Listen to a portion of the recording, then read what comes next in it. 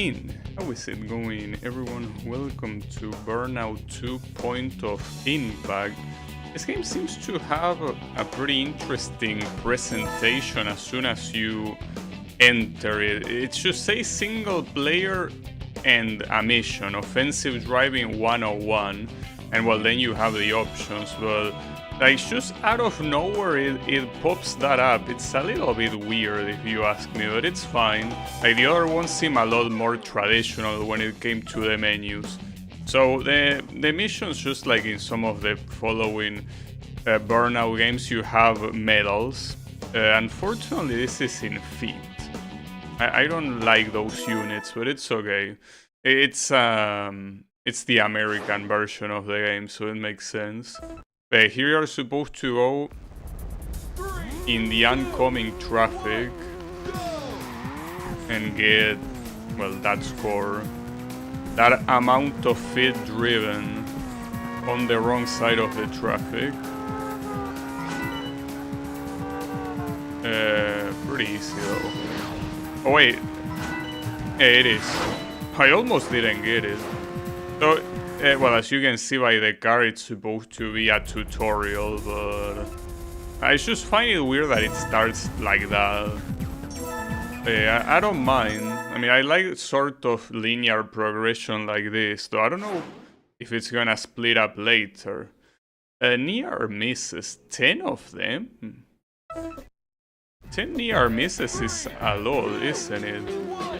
Like, in following Burnout games, it's less restrictive to do near misses, but here... Okay, that one counted, and that one too. Okay, maybe it's not as restrictive as the previous game. The previous game, it was quite restrictive. It also seems that... Ooh, nice, I got it. Barely. Okay, maybe getting all the gold medals is not gonna be that easy after all. We will see. I mean, if I see that one gold medal is too hard to get, we don't need to go for all of them. Drifting. Okay. So this car is funny. It's a shame that when you look backwards, you cannot look at the front of the car. I would like to see it. So drifting was not a gigantic portion of the previous game, but you could do it if you wanted to. It seems that here you can build up Burnout a lot faster, but I think there is a difference. Well, or rather a similitude, is that you still need to have the bar full to use the boost, otherwise it doesn't count. Getting air... You mean getting air? You mean slipstream? What? Or do you mean literal airtime? I didn't understand the description there.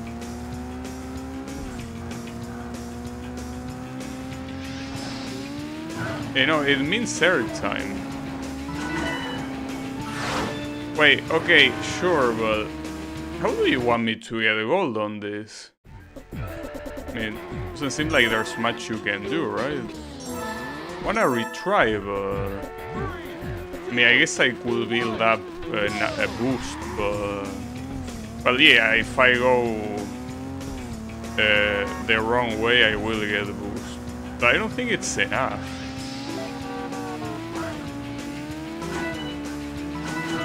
Okay, I got gold. You don't really need a boost. Guess you just need it to be on the right line, and that's it. But on the right lane, more than line. Okay.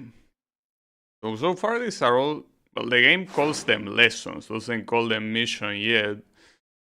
Boost meter. Wait, 20 seconds? What do you mean by 20 seconds? You mean to fill it in 20 seconds? I guess. But in that case, the best way to do it is oncoming traffic. Oh, there is no oncoming traffic. Which means that near miss will be the only way to build up. That was pretty easy. Okay. So how many more tutorials are you gonna show me? I wonder. Boost makes you go faster. Yeah, no shit. So this one is simply getting to the end. It's just like in the previous game, you can only use the boost when it's full. Not really sure why though.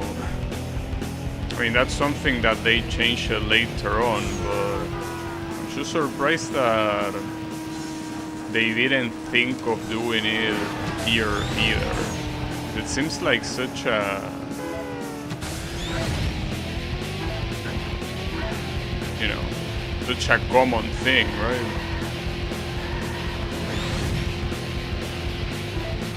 That'll be enough. Well, barely. But you still have a bonus for burnout when you burn all the thing in one go. So there's the... okay. Oh, I got it.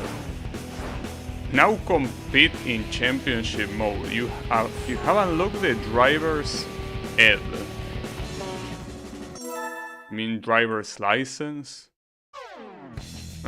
Okay, so you just have the tutorial there, and then you have the crash mode as well.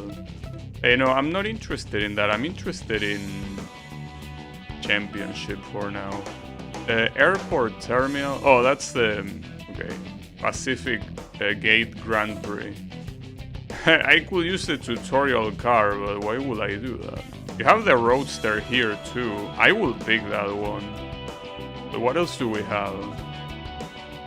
Here it doesn't really say anything about the difficulty of the cars like the previous game.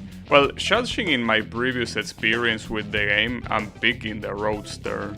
Unfortunately, it seems that the color choice is still very poor all around. I'm gonna go with this. The Roadster seems so far to be the series MVP. Well, the tracks are also different. We still only have 4 cars on the grid. So this time we all start from the same distance, I guess. Wait, why does it say 5? Oh, it's 5 laps. But I want to believe that the length of the tracks is gonna be shorter than the previous game. I mean, because otherwise 5 laps is quite a lot. 5 laps seems to be a humongous amount. It's fine. So it seems that well, I know that this is the first championship, but then the AI seems to be, unfortunately, playing on a different level, on a lower one.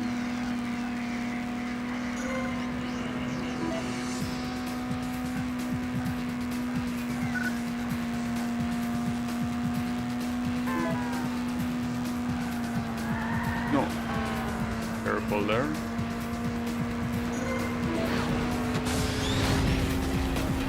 Oh, that's pretty cool. So, when you activate the boost, the music gets louder. It's a pretty cool detail, I gotta say.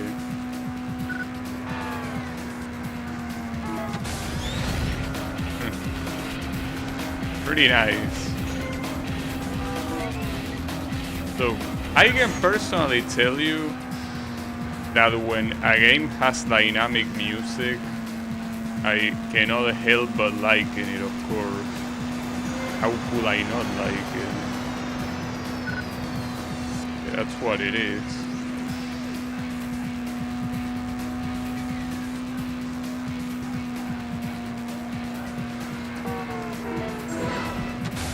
What a perfect lap.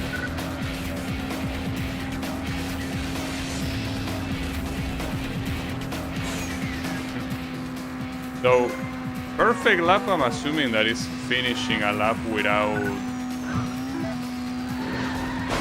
crashing, like that. So I'm assuming this one is not a perfect lap. You still lose boost when you crash. Yeah, I mean, I have enough of an advantage. Oh, okay, I don't have enough of an advantage now. That's fine. Could be.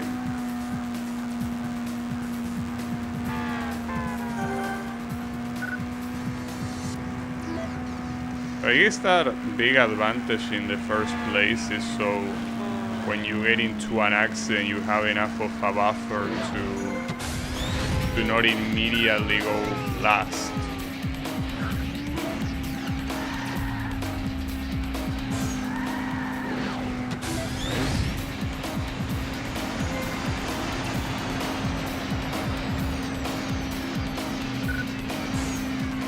It's a shame that if you want to chain one burnout after the other, you kind of have to gain stuff in the middle. Also, that reminds me, there seems like there won't be like missions in itself, right? I mean, you have championship as a mode, but the missions with objective were just part of the tutorial. Okay. So here they actually behave like an actual championship. You actually have points, and whoever has the most points wins. Unlike the previous one, where it was just having to end at a specific spot and that's it. Okay. 3, 2, 1. Who was sounding the horn there?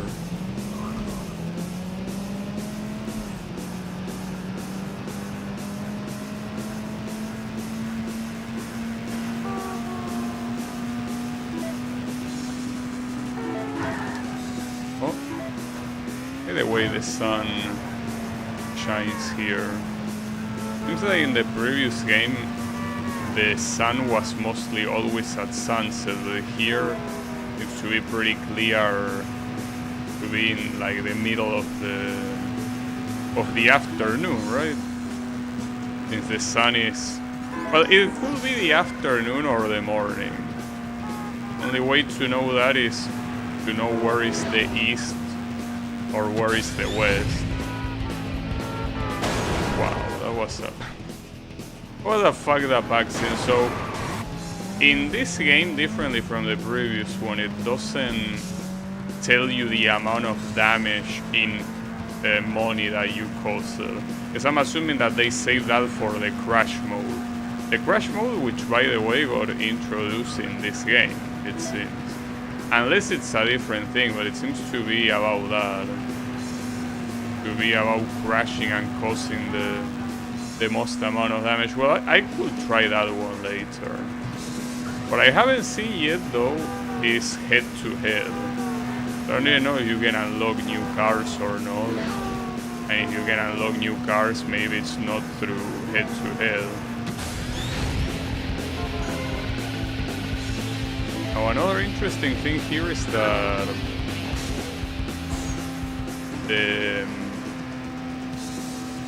the lap count seems to be fully dependent on the track. I don't know how that wasn't a crash. So this one only has 2 laps, while the previous one had 5. It seems that here they are aiming for like a more equal duration of races, instead of, you know, something more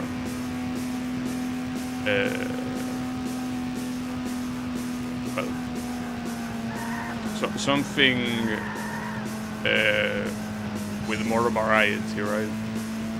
I honestly prefer it this way. I don't like when some events are significantly longer than others.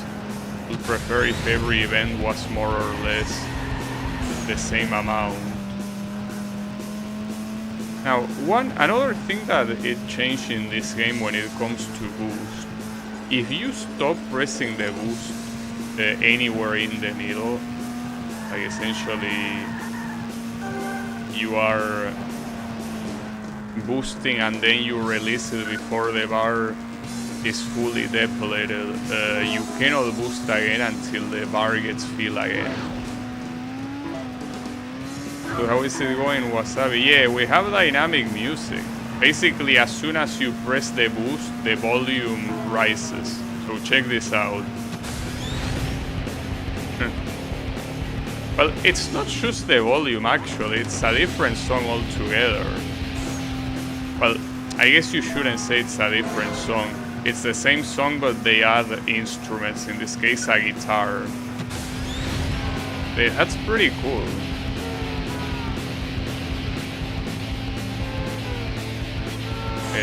Dynamic music has to be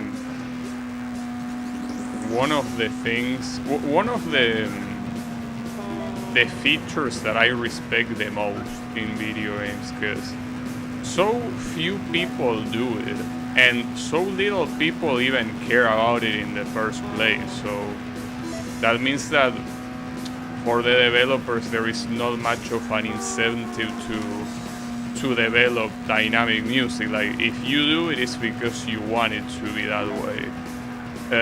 So that's why I immensely respect any developer that wants to add a dynamic music to their game. It's very, very good.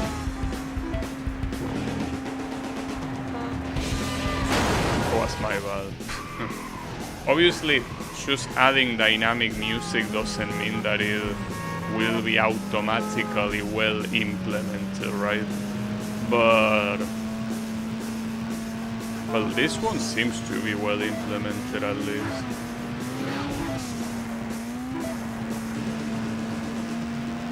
Well, and also here it seems that the music is more appropriately themed with the game. Like, here you have more like metal music, while the previous game had a very weird variety that didn't really seem to fit very well with the game.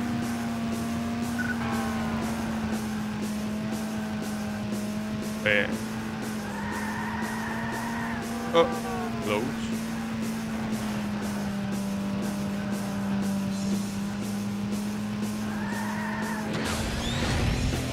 And this should be it. Got it. So what happens if you don't get a gold medal? Like, say that you get second place, will that be a problem? I mean, aside obviously from, you know, not having maybe enough score to win the championship, will it be a problem for completion to not get first place in all of them? Hard to tell. Palm Bay Heights. Alright.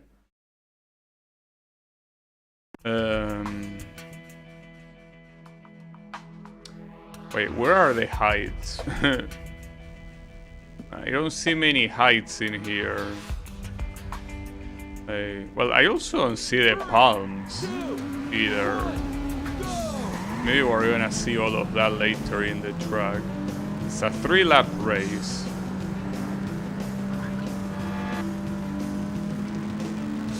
Well, I guess Palm Bay is the name of the place. Oh shit, okay. Got that. Also, you know, there's something pretty interesting that I saw today that I would have not expected to ever see it, but you know that there is an arcade in my city, an arcade place, and my city is kind of in the middle of nowhere, right? So apparently they added new arcade machines, and there are two that stood out a lot to me. One of them is Cruising World, and the other one is Mario Kart Arcade GP. That to me was crazy. I was not expecting like a city in the middle of nowhere to get such a thing, you know. But we did. It's a shame that I'm probably just, well, the Cruising World I already played it on stream, but Mario Kart GP, Arcade GP, that's something I wanna play on stream. That's the thing to me, like, as much as I appreciate the fact that we have those arcade cabinets, I obviously would rather emulate it on my PC and play it that way. For multiple reasons. First of all, because that's the only way I have to stream it. But aside from the stream, it's the fact that I can play as much as I want. You know, in an arcade cabinet, you only play once, so you can play like maybe only one Grand Prix and that's it.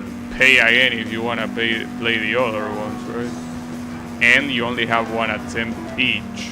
I'm assuming a game like Mario Kart wouldn't be a problem in that regard, but still. Like, maybe not Mario Kart, but for example, Daytona USA. If that was a game that I only played arcade credits, like, I would have never been able to win a single race. But because I was able to emulate it and play it here as many times as I want in my home, was able to, you know, properly learn it, right? For Mario Kart Arcade, there are 3 of them. I think that this is the second one. For what I remember, it's a Mario Kart GP2. So it's that one. I saw that Pac-Man was there. Well, I think the first one might have Pac-Man too. That's the only thing I remember about it.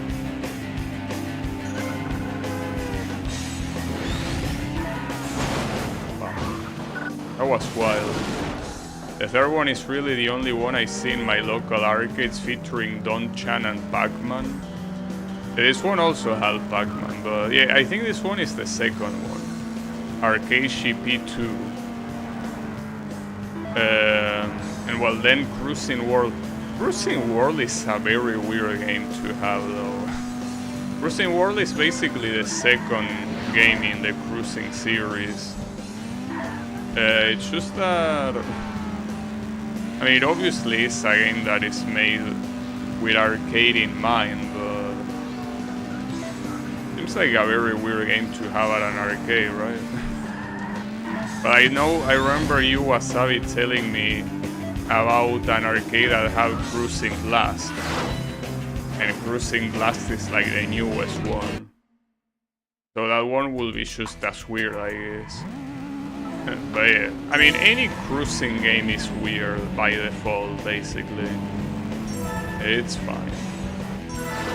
Alright, so what do we have here? I mean, I won by a lot. Yeah.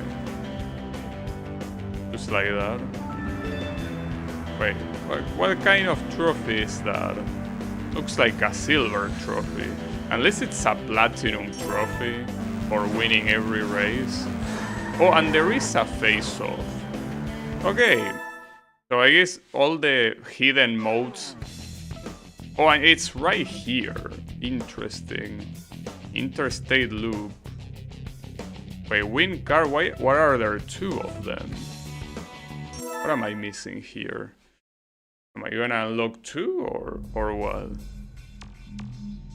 I don't know. We will see. Oh, that's Hot Rod, isn't it? Pretty sure this car was... Yeah, it is Hot Rod. This car appears in other Burnout games as well. Oh, wait. Can you actually do a rocket start in this game? Something tells me that that's only there for the face-off, but... I don't know. Maybe there is always a rocket start.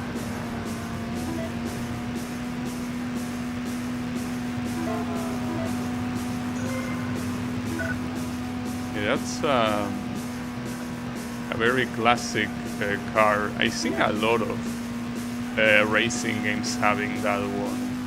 I don't know what it's supposed to reference. I mean, yeah, it's supposed to reference a car that looks like that, obviously, but my point is, not sure what popularized that car. Because a lot of games have it. I think that for the most part, all of them call it hot rod. I'm not very sure why, but it is the way it is.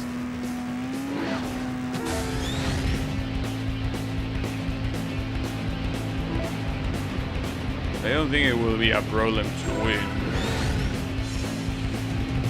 Probably. Wait, is this gonna be Burnout time 2? No, I guess it didn't count. It was very close, but not enough. I don't think we're gonna have any trouble here. In the previous game, the first face-off was against the car that I'm using right now, the Roadster. And that car was... it wasn't extremely hard to beat, but it seemed like it did have quite some difficulty. But it appears that this face-off should not be a problem to me.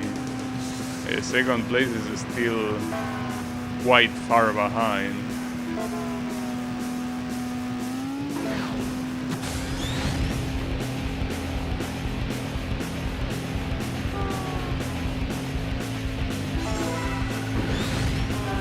Perfect lap even.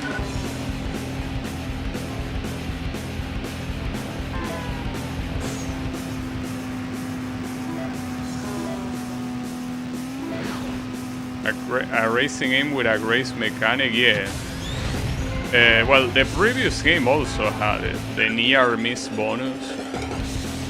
It is a thing, it's essentially a thing in every Burnout game. But I think that some Need for Speed games have it as well.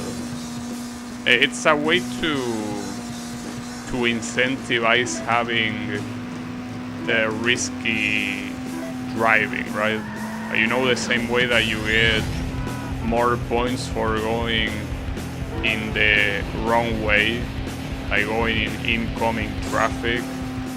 Well, here you get a lot of points for barely missing other cars. Basically, as risky as you do it, like the more risky you are, the better it is. Alright. Well, give me that hot roll. I don't think that's something I would like to see, though. Give me that hot roll. That's not a very nice phrase to say. Forget about it. Give me the car. It is called hot roll as expected. Okay, so it's not two cars. It just shows the front and the back. Okay. And then we have P2P1. What is this? Because it's not a Grand Prix. It's the Run to the Sun. Race along city streets and coastal roads. So we have the hot rod here, so it seems like it has less control than the... Oh, you cannot change the color. Less control than the Roadster, but in everything else it seems like it's exactly the same. Or rather, has the same top speed but way better acceleration. Okay. Try this in real life, you'll surely get more points towards something. Of course.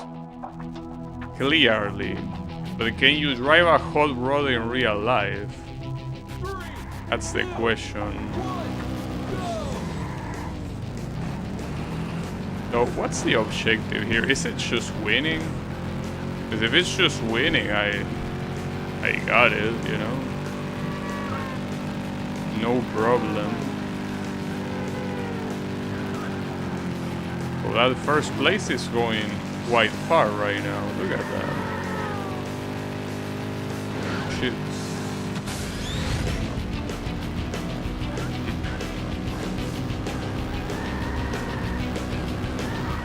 You know that I don't remember the dynamic music being something in Burnout Revenge.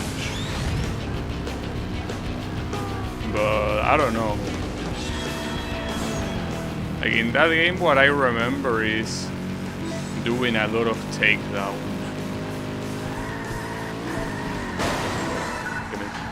So one thing that we know for sure here is that checking traffic from behind is still not possible in this game. That's something that they will add later in the series, but so far traffic is supposed to be dodged and nothing else. You are not gonna be able to destroy the traffic. So yeah, just worry about the dodging it for now. Oof, that was so close. Now I think that when it comes to the statistics of these cars, I don't think they are being fully correct. Like essentially, you know how this hot rod has very slightly worse control than the Roadster, but I don't think that's the case. I think that it actually has significantly worse control than the Roadster. Like essentially, the moment you steer a little bit more than the minimum, you start drifting. Calm down. Well, that's the finish line.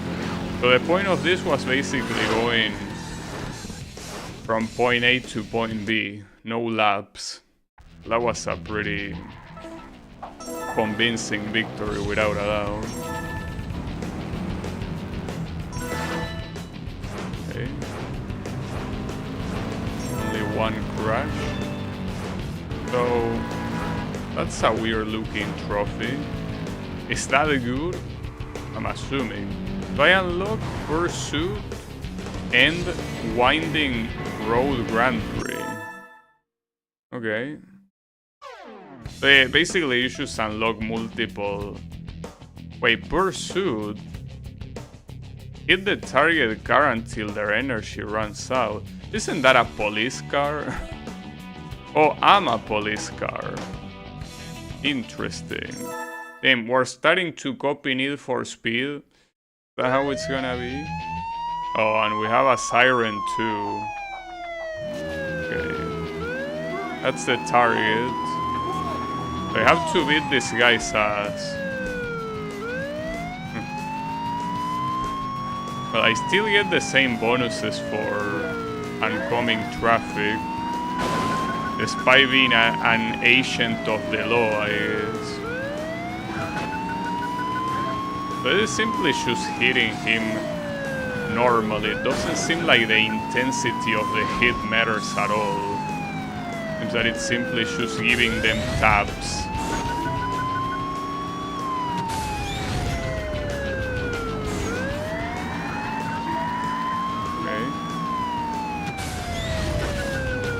Yeah, that appears to be the case. That was weird.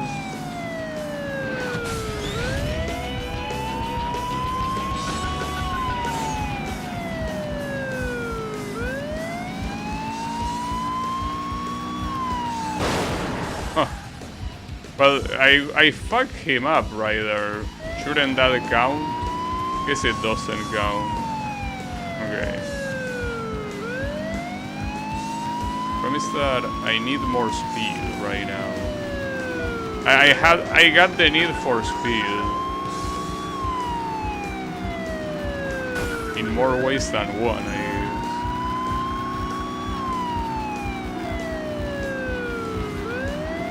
Okay, should be.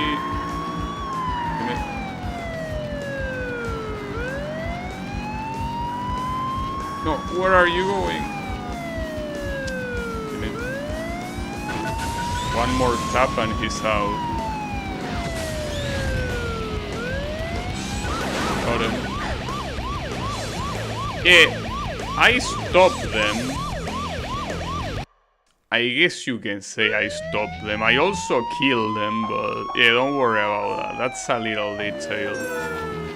Alright. So what do I get the police car for that?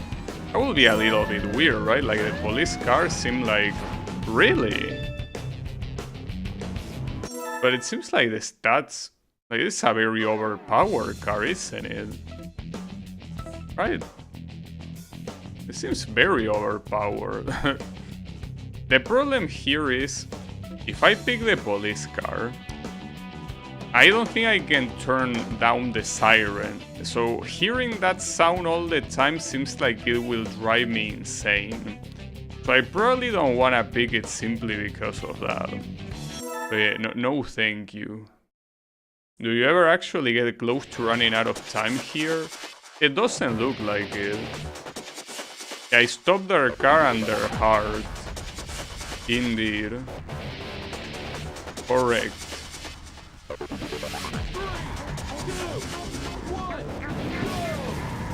I will use the police car if it wasn't for the siren.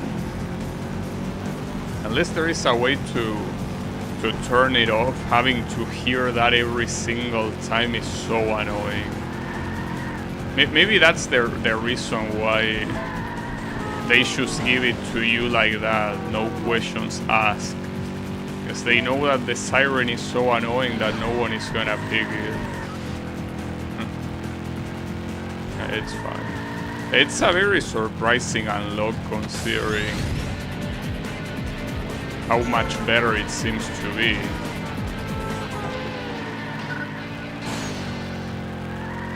It seems like we are not gonna see a car that good in a while, so for now I'm just chilling with the whole road. I think that this car seems good enough.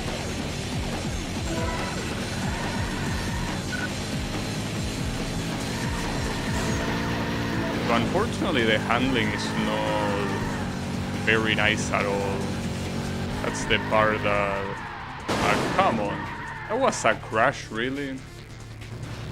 Didn't seem like a crash to me. It seems that it only counts the oncoming traffic bonus when you go above a certain speed. Huh. I don't think I'm going too fast now, am I? Alright. It's fine. Now, these two guys, right? How far can the leader get once they take the lead? Can they go, just like in the previous game, so far that you're not gonna reach them? But it seems like these guys actually cheat a lot. Like, there have been multiple instances where they should have crashed and they didn't. I mean, when they had an impact against another car and they didn't crash.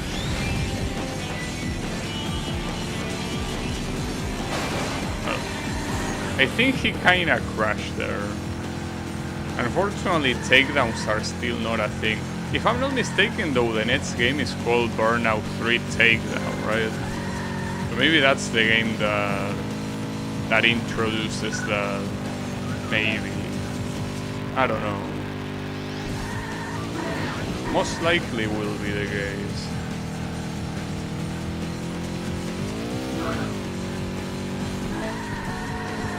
Wait, that's a shortcut, isn't it? To the left?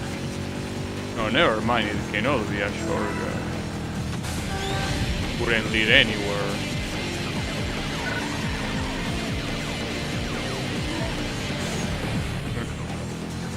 Okay.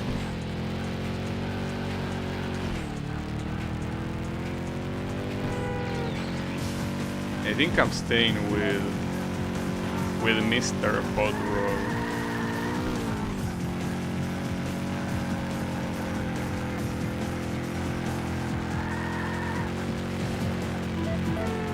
Looks like he does fine enough. I guess it's also challenging enough.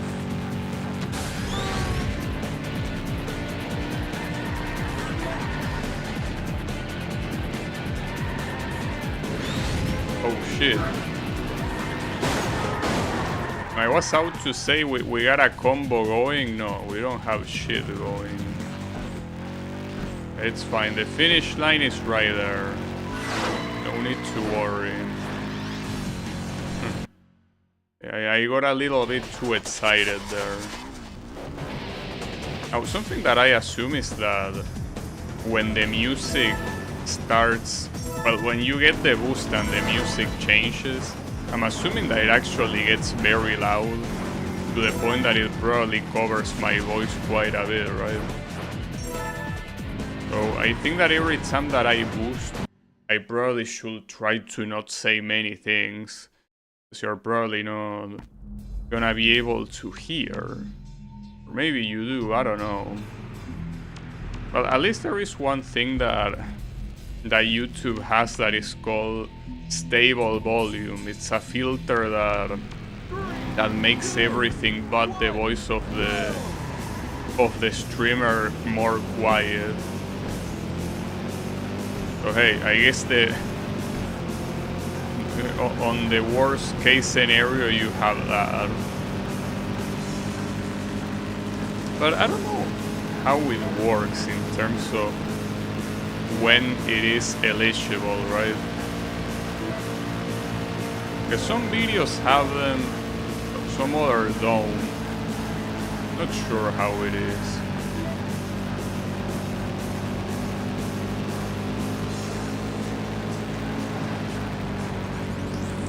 Where are you going?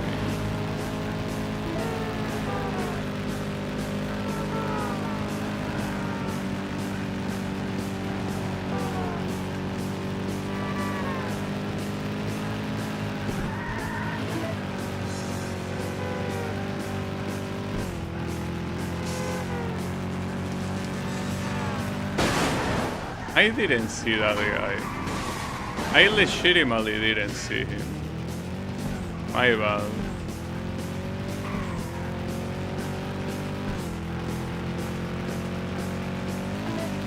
Sometimes I guess I'm a little bit blind.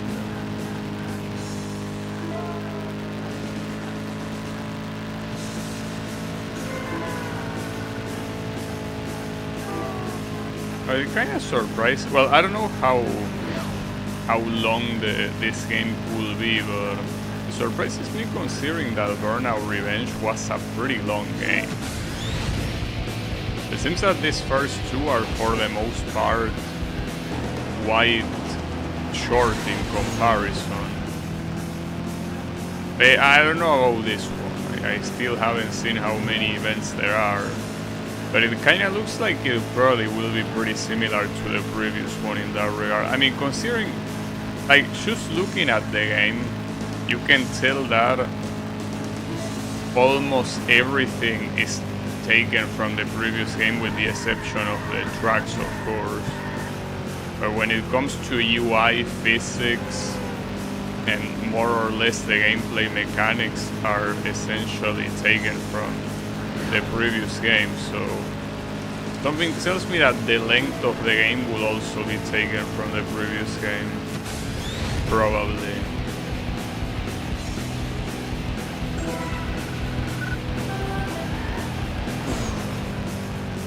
Close.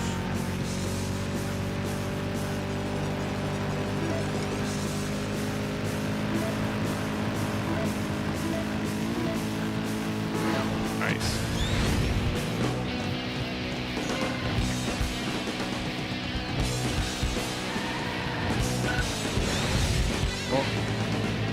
Can I actually get this combo without dying in the middle of it, I wonder. Well, the problem is that it says burnout times 1. But when I do that, it doesn't say burnout times 2, unless you need to feel the burnout gauge for that to count. Could be.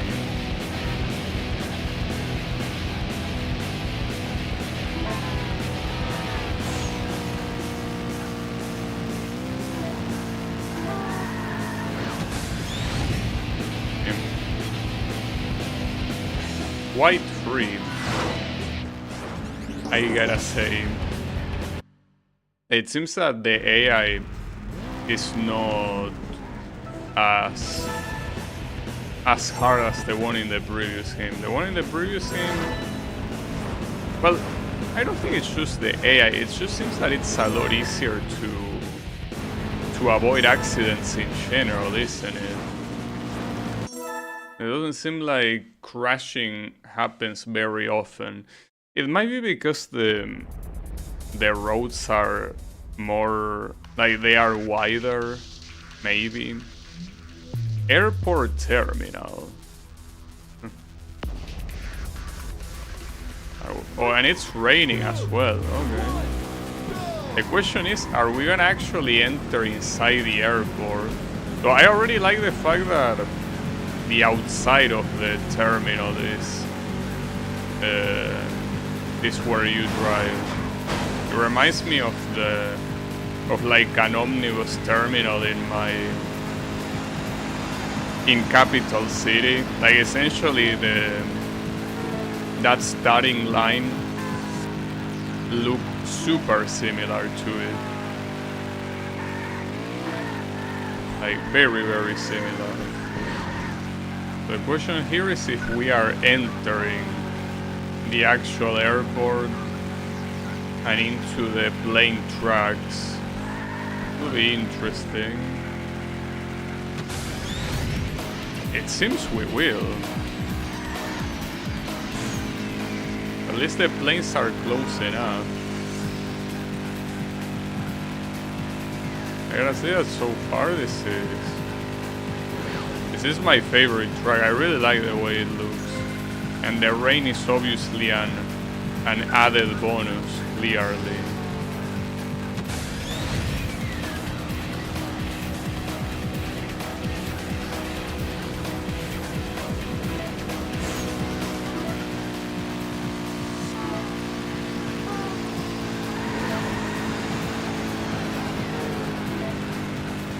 You know, we're actually not going to the airport tracks, but that's fine by me.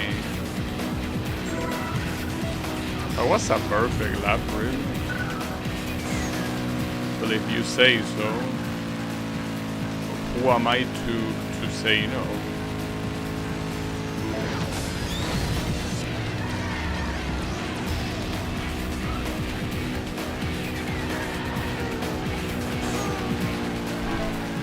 Was very close.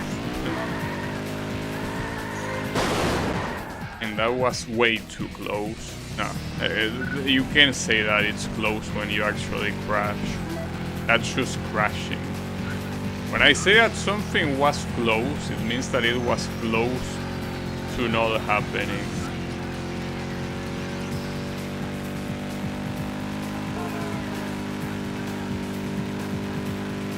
Okay, that one I went straight into the back of the vehicle. Oh, there's also like, I guess calling it water physics will be an exaggeration, but there is an effect behind you showing how you lift the water from the asphalt. That's pretty cool.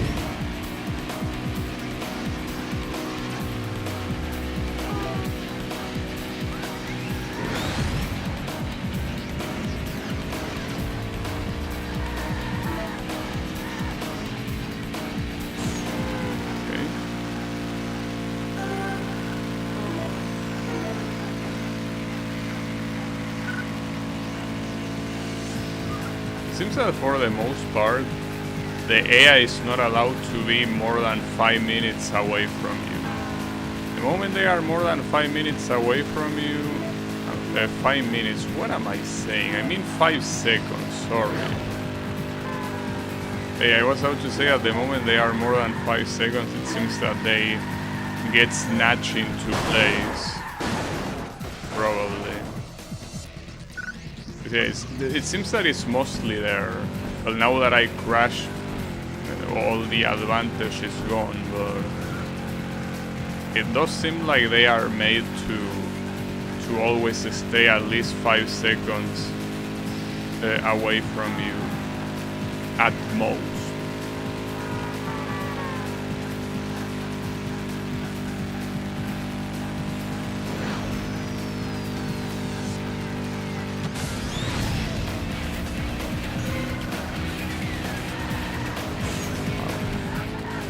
Now, something that I see about this game is that it's extremely merciful when it comes to crashing against the walls. If you crash against another car, you're definitely gonna get destroyed. But if you drive quickly against a wall, most of the times you will be fine, like nothing happened. But right there I drive against a car and also nothing happened, but I think I somehow just got lucky. 3. So far it seems that the difficulty of this game is like on the lower side, without a doubt. Maybe it's too soon, though. Keep in mind that in the previous game the difficulty was already high, or I wouldn't say high, but relatively high at the beginning. So this one, not yet, at least. Also, this is the same track we already driving, right? Maybe? No, it was called Palm Bay Heights. This one is called Palm Bay Marina. They're slightly different. I mean, I'm assuming it's a different place on the same track.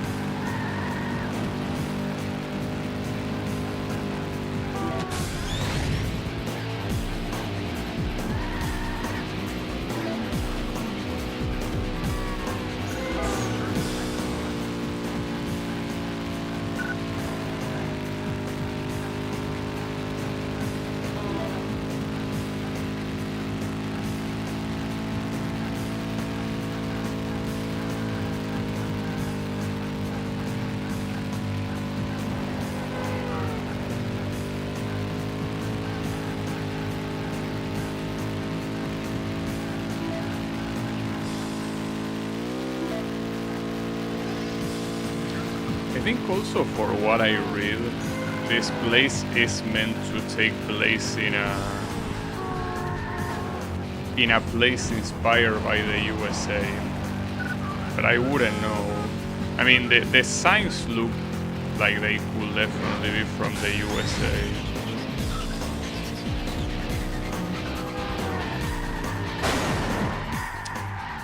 Damn it. Come on. So don't crash now. Well, actually, no, never mind. If there's any place that you will want to crash is right now, since it's essentially the very beginning of the race. The crash all you want for now. Don't worry about it. I still feel though that I'm surprised that they didn't change the UI to make the separation between laps something easier to see. Like, it's just a checkpoint like any other. You can only tell that it's the end when it says finish.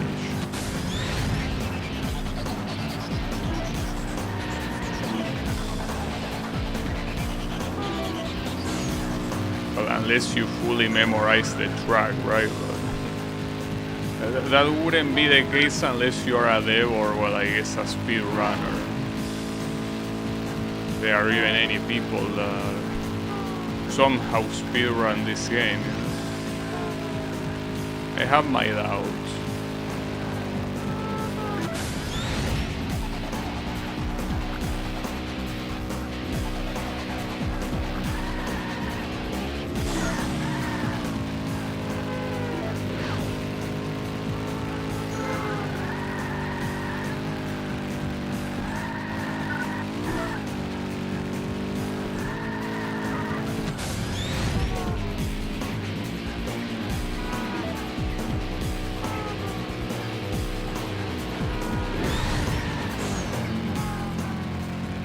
I think that chaining multiple burnouts in a row is something that not gonna be very doable for me.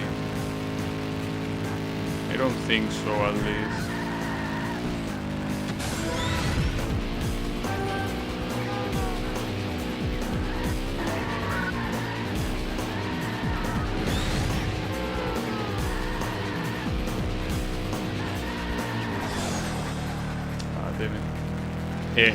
Trying to chain burnouts in, I wouldn't say impossible, but very, very hard.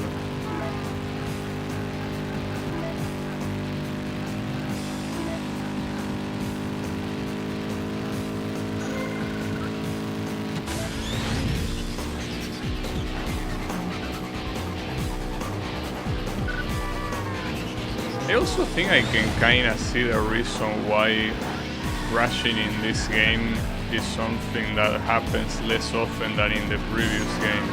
It seems that there are way less blind corners. Like, for the most part, you can just tell what's coming in front of you. Of course, there are still corners where being able to tell what's about to come is not easy, but like, for example, this one I guess, but it also seems that they don't even try to spawn stuff in those cases. Hard to tell though.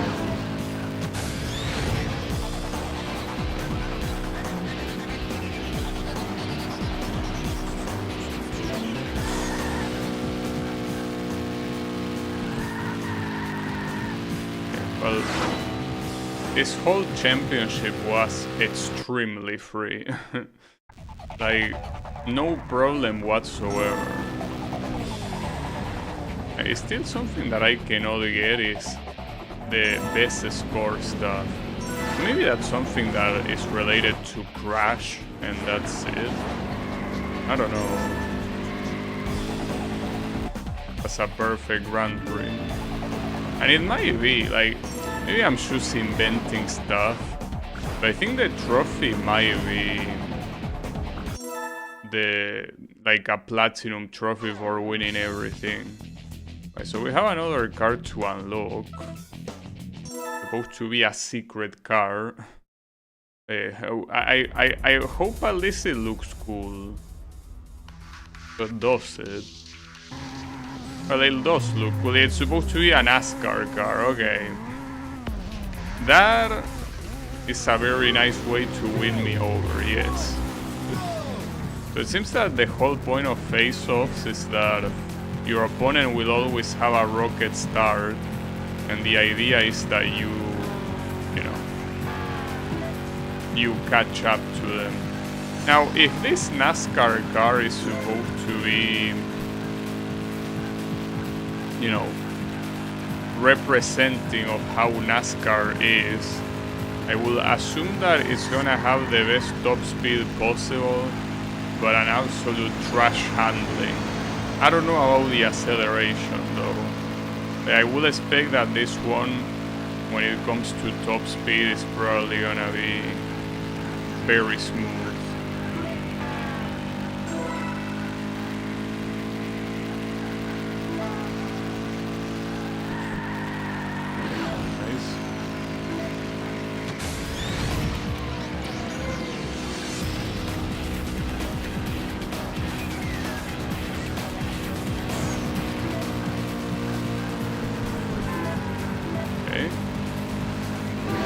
Managed to overtake him the first time, but I don't know if he's supposed to actually be faster than me or not.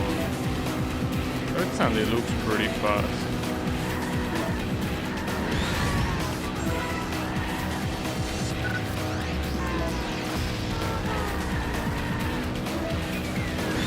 Oh, I chain a burnout for the first time. Pretty cool. Oh shit. I almost got chained myself. Okay. Well, that was still pretty nice though. Being able to chain 3 of those in a row. So this guy, I guess it's still relatively close. So here I'm assuming they are obviously not gonna have the rights to NASCAR. So they are definitely not gonna call this NASCAR. But if I had to take a guess, they are just probably gonna call it stock car. This is what NASCAR is supposed to stand for anyway.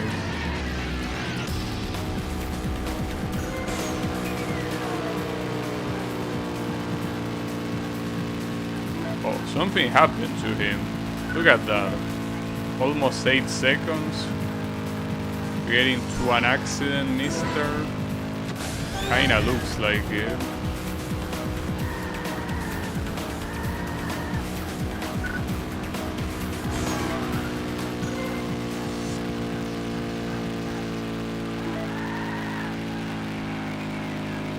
I don't think this guy is gonna be able to win anymore. I think he's done for.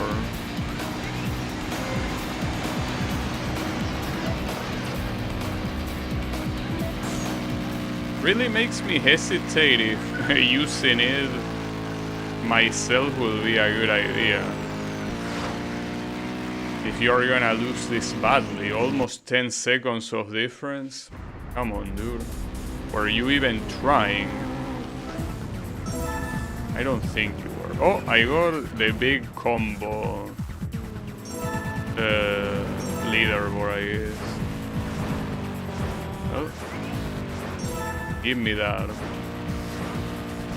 Oh, they call it oval racer. Okay. That's another way of calling it, though. NASCAR doesn't always race on oval, but yeah, it's what they are mostly made for. Heartbreak Heels. Oh, what the hell? Okay, this is very unrealistic. NASCAR does not have that control at all. Though, this is a little bit fucked up, isn't this like cheating? Like, am I not cheating by picking something as good as this? Assuming the stats are truthful, I'm assuming they are. I don't know, hard to tell. I mean, I guess if the previous car was the police car, they needed something else to, you know. Oh, those guys rocket started, so that means that there might be a way to do it normally as well. Also, this car features both a tachometer and a speedometer. Pretty cool, though that's also very unrealistic as well.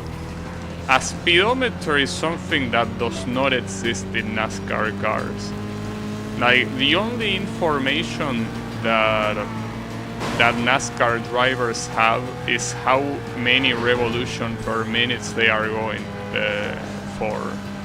How many RPM are currently happening in their car. But they cannot know their speed directly. That's a NASCAR rule. So this is a very unrealistic car in more than one way, I guess. It's not cheating if the game says it isn't. Yeah, I know that, but I feel like a cheater by picking this car. Without a doubt. Though I kinda doubt that picking any other car will make the game any, you know, harder. In fact, it's something I could try. I could try picking the worst car imaginable and see how much I struggle. Because I mean, the hardest thing about this game, just like it was with the previous game kinda, is not hitting anything on your path. Like, the racing aspect of the game is mostly not making mistakes. You don't really race that much against other drivers, you know? I think that in that regard, if anything, picking a slower car will probably make it easier, since it will be harder to get into an accident. So yeah, I don't know. So far I'm, I guess, demolishing everything. No problem. Hey, I wonder, does that mean that there is also... Oh, there is another pursuit. This is race over 5 tracks. The next Grand Prix, apparently. Oh, and you unlock another police car. But no, well, I guess you unlock another car that is not a police car. But the event is about being the police. Well, bear with me for the siren. I know it sucks, but... Oh, that's actually the car I'm gonna unlock.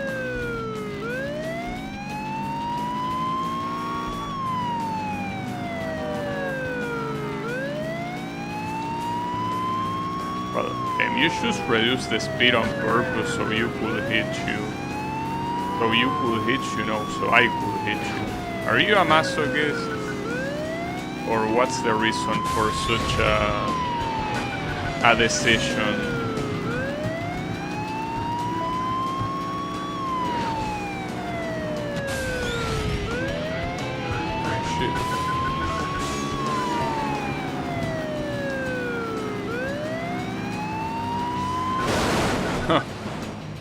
Hey, I stopped him, right?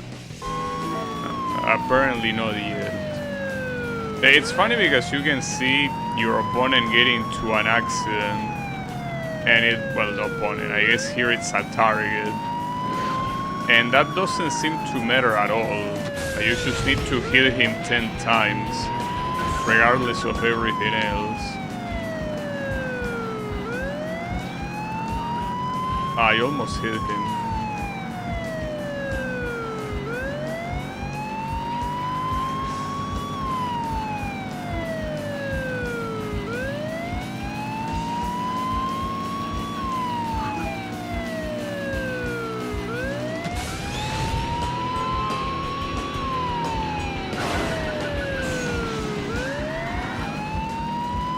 I also wonder how many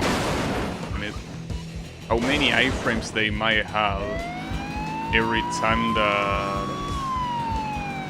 Wait, he's about to escape, isn't he? I just realized. There's escape distance. Fuck. I might not make it in time. They probably won't make it in time, in fact. That's a shame.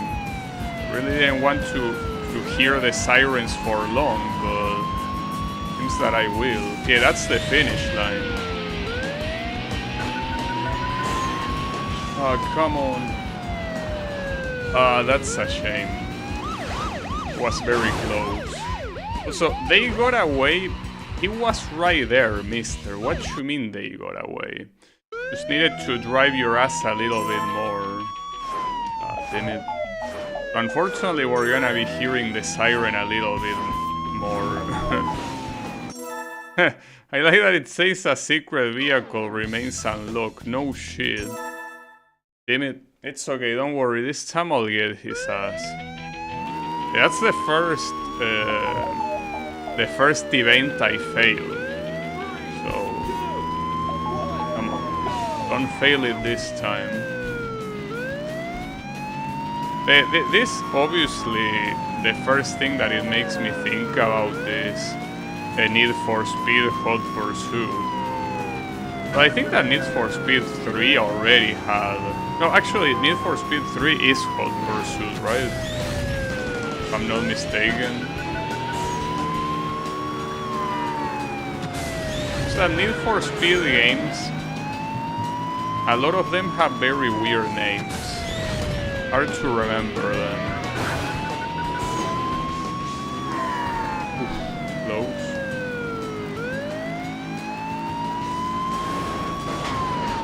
What? Oh, that counted as a hit, even though I didn't deliver it. You're gonna eat shit this time.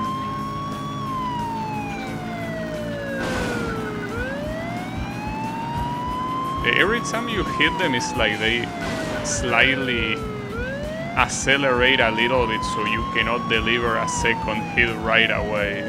Because otherwise it will probably make it too easy. Yeah, I cannot get any boost here for some reason. There you go.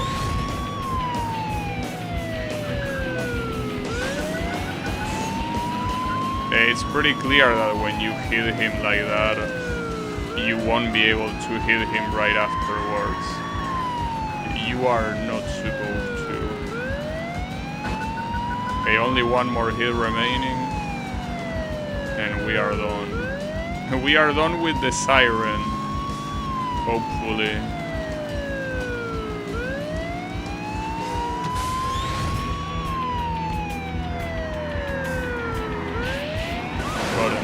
Huh. It also changes the siren when you get their asses. Okay. We don't need to hear it anymore. But we need to hear it in this result screen, I guess. And assuming there is another pursuit. This one is just called Classic. The interesting name, I guess. So apparently has very good control, bad acceleration. It's just that, what's the point of picking this when you have this, is my question. I didn't mean to do that. I actually wanted to change the color. Hold up, let me change the... Oh, you cannot even retire? So what happens if you retire? Like, you retire from the race or from the championship? It kind of looks like it's from the race, isn't it? Is it? I feel like it is. Yeah, it is. Oh, damn. And when I press back, I didn't mean to go back in the results. So is there no way to... Oh, okay, you can... Yeah. You can just go back to the main menu after retiring. No problem. So, continue. Wait, what? Oh, continue. No, okay. So you can pause the Grand Prix and then resume it later. But no, restart. Yeah, started from the beginning. So yeah, I wanted to do that because I wanted to pick this car but with a different color, you know? Like, for example, this one. Oh, that color looks fantastic. I mean, all the colors look pretty nice on this car. It's a very cool looking car. Please don't retire. Well, even if I stop streaming, I wouldn't call it a retire, you know? I will retire when I stop being a web developer. That will be retiring. You know? What I'm doing here, it's, you know, just some secondary stuff. I guess. You know, I find it pretty funny, now that you mentioned the word retire, how in the VTuber community they basically just use random words for things like retiring, but they call it differently, so I guess it sounds more special. For example, when a VTuber retires, they don't truly retire, they graduate. You know? The VTuber fans, I guess, are something else. They had so many terms that I haven't heard anyone but them use. Or, well, terms in that context. Because, yes, graduation is a normal word. It's just that you don't use it for someone retiring. You use it for someone that, well, graduates from a course, right? Whether it's a school, university, or whatnot. So yeah, pretty fucked up, but they do that. Just really like using terms like those.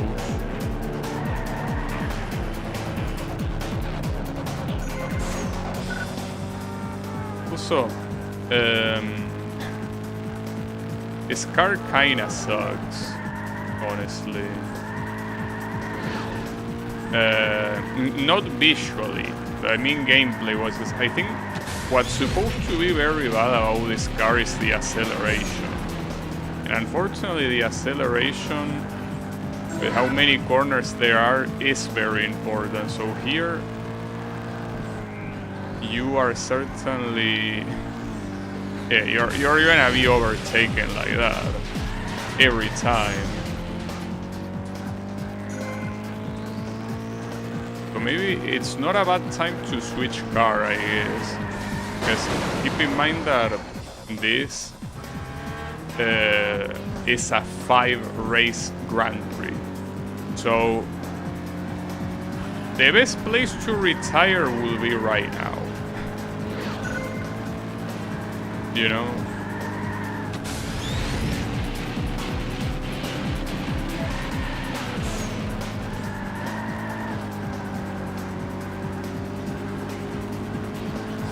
At the same time, there is, you know, I feel like I have to. Like, I'm being completely humiliated right now by these guys. And I do blame the bad acceleration here. I think not having good acceleration is a very big mistake in a game like this.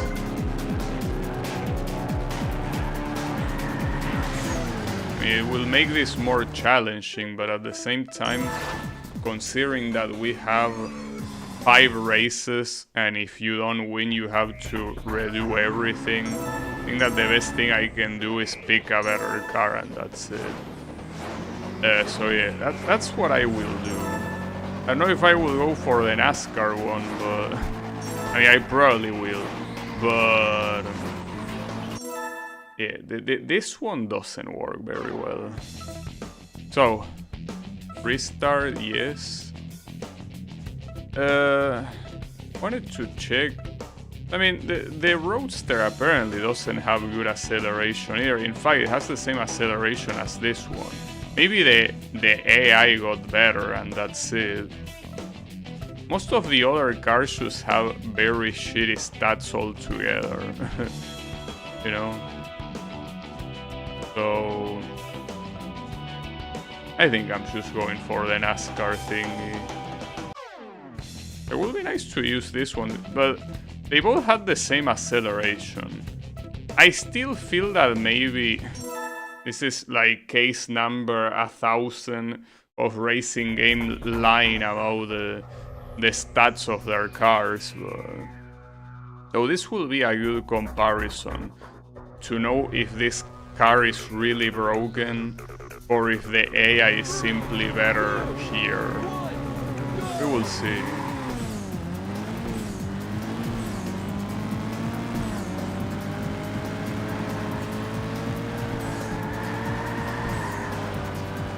But yeah, maybe it's simply that they decided to make the AI faster, which was about time, I guess. But if that's the case, I definitely need to use the best car I can use, right? There is no other way.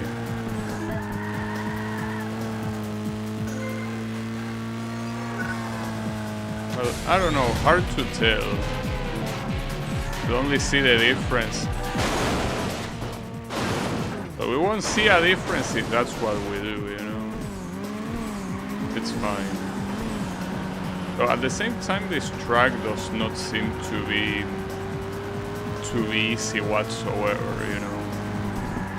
It's like it's a very, very complex track.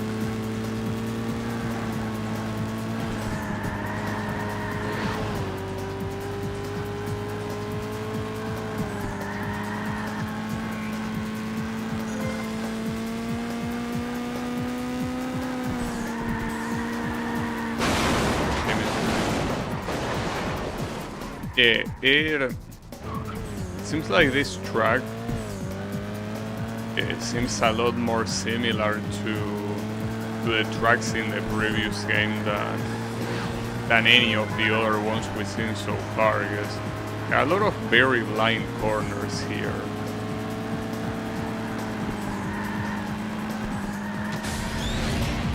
But I think that it's also the fact that the AI is certainly going faster.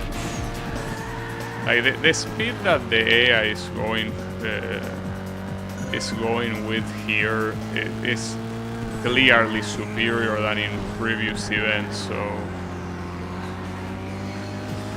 seems that at the end of the day that's the case. Like simply that the AI is better. So if I had used that classic car in any of the previous events, I probably would have won without much issue. This one seems like they will ramp up the difficulty finally.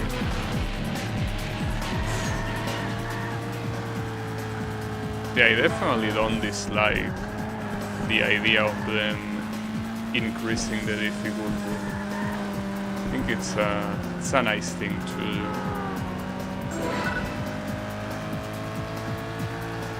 I mean, before this event, everything was extremely easy. So it was about time.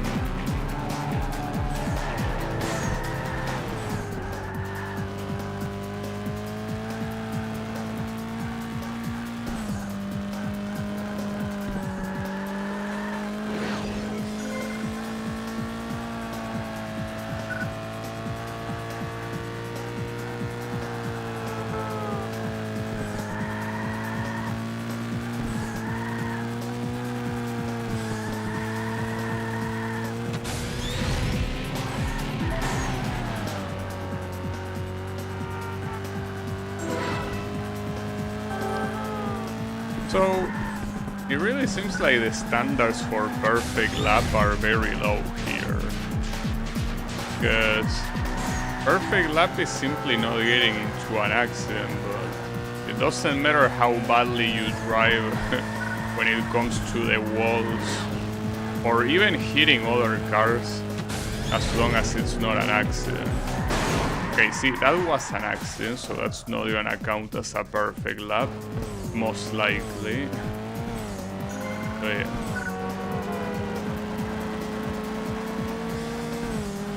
So I still have my doubts if it is the AI that got harder or if it's simply the track that is harder.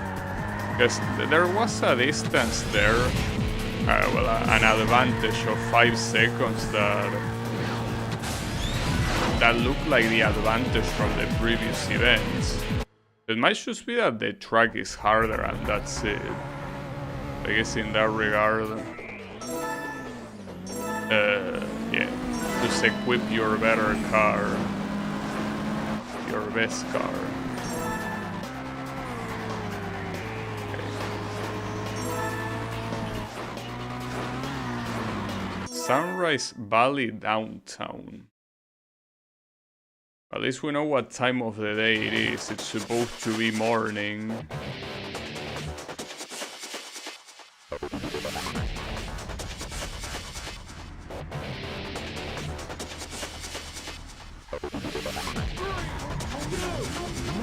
Is this really supposed to be morning? It has to be very early in the morning for this to be a sunrise. Will be.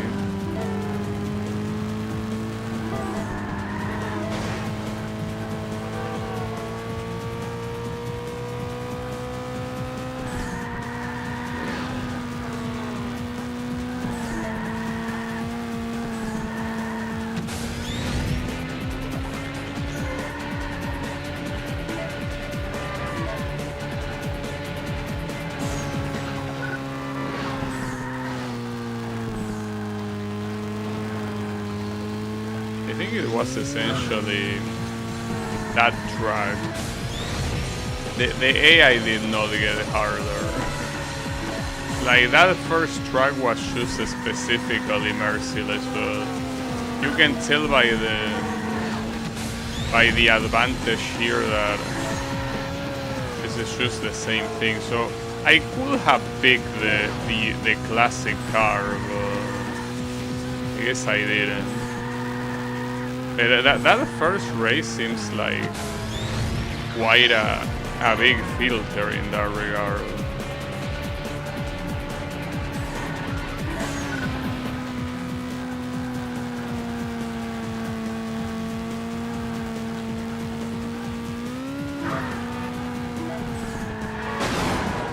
Nice. Pretty cool.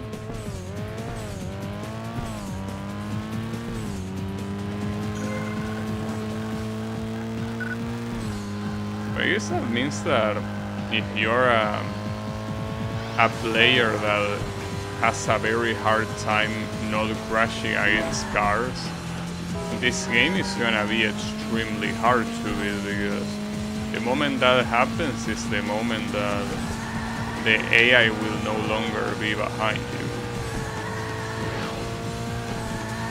In tracks like this, you just have a shit ton of room to not crash, you know? Guess it's kinda easy to tell where to go.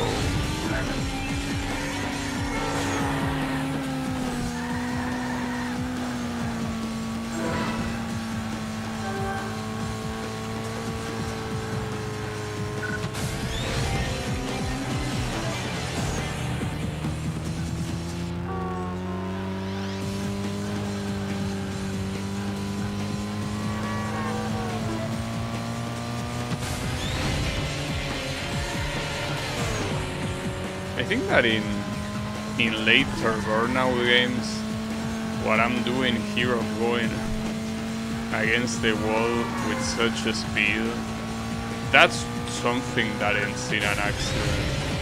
I think that these first two games are being very generous with that.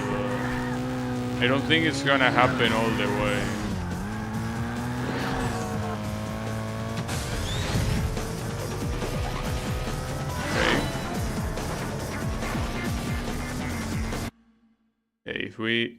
If we have more races in that mountain, that's the place that it can become a problem.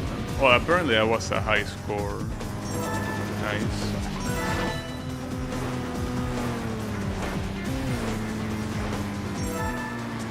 Was a lot of score.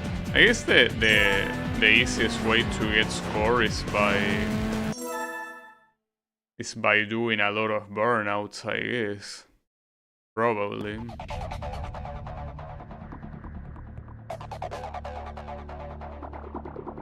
It seems that here they are repeating tracks, so that most likely means that we might be getting close to the end after all. Or no, I mean, you never know. In a game like this where you cannot see, you know, whatever is logged and the unlocks just pop up out of nowhere, you just cannot tell.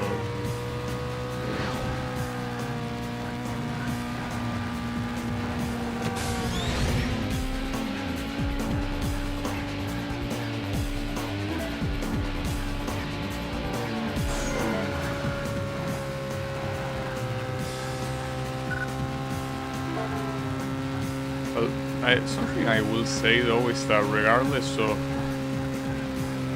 how much it might be cheating to pick this car, I really like the way it looks, because they didn't just make it like a generic NASCAR car. Like they actually made it, like gave it a cool design as well, especially with the logo of the game, like saying Burnout there. Pretty nice.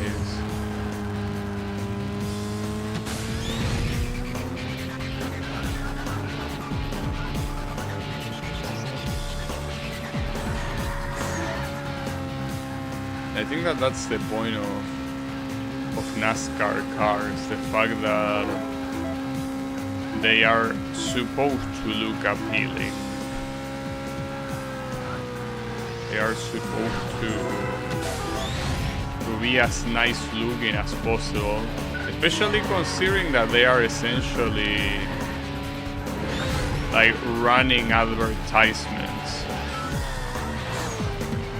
Like every little spot in a NASCAR car has an advertisement somewhere. I don't think there is any spot that will be clean.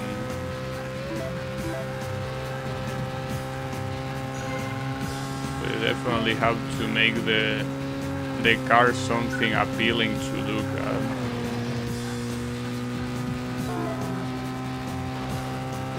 Well, I guess that goes for most racing cars. I mean, every racing car has advertisement on it.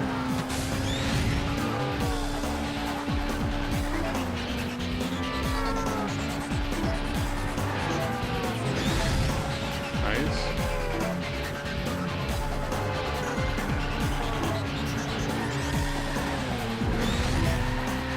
Maybe able to keep a combo going here, actually. Burnout 3 times. And go for 4. Yeah. If we can go for 4, we can go for 5 as well. Yeah. Yeah. I wonder how far I can go with that. At least 2 seats. Yeah. And that's as far as I can go. Seats is the limit. I am assuming that that whole Burnout chain gave me an insane amount of points. Well, in fact, I have 20 million points right now. I think that's supposed to be pretty high. At least it seems to be the case.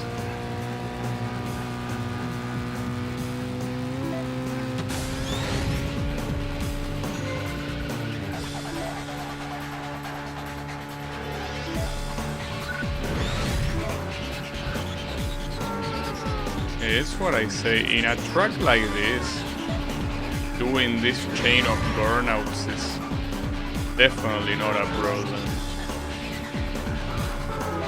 There is quite a big difference between this track and the mountain track that was the first one of the championship.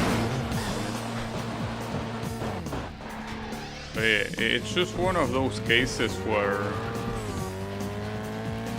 in more than 10 seconds, look at that. Oh, it was so long that it just gave up halfway through to say how far my opponent was. This is what domination looks like. It seems so. It seems like it is.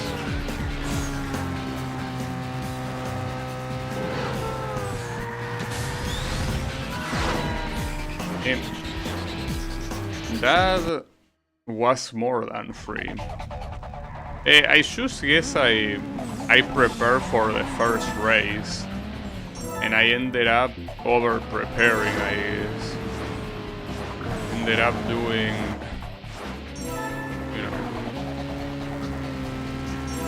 doing a little bit of an overkill. We're gonna go to Airport Terminal 1 and 2. That means that they join 2 tracks together. But I haven't even seen Airport Terminal 2. Shouldn't they have shown that up first? I don't know. Now, the thing is that in this game, differently from the previous one, it doesn't seem like the AI will bother using the unlockable cars.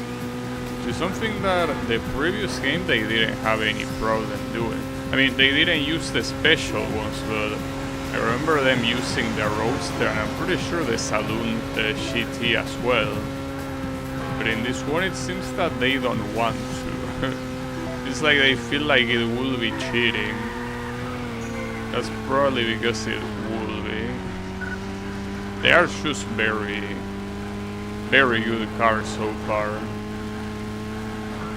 I mean, the old car seems to be the weakest one, that's for sure.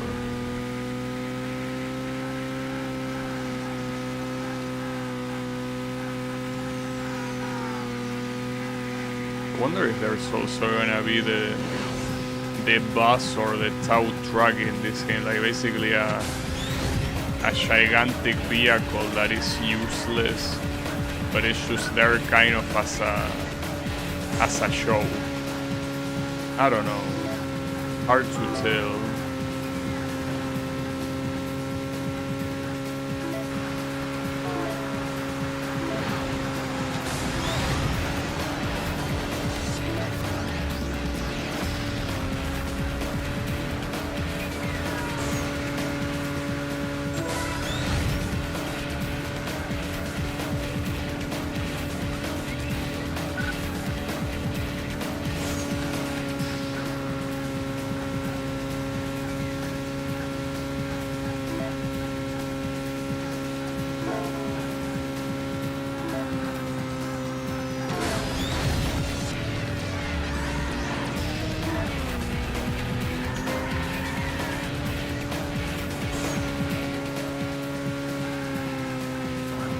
At some point when you start getting burnout,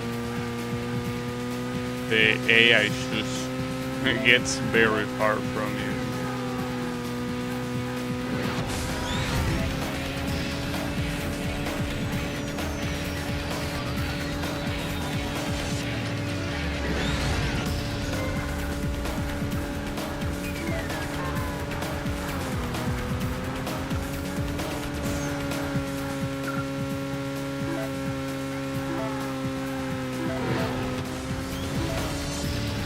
It's also true that in this game, getting burnouts is a lot easier than in the previous game. In fact, in the previous game, it's that you could only do like one boost per race. They didn't help that when you get into an accident, you lost a very significant amount of it. So.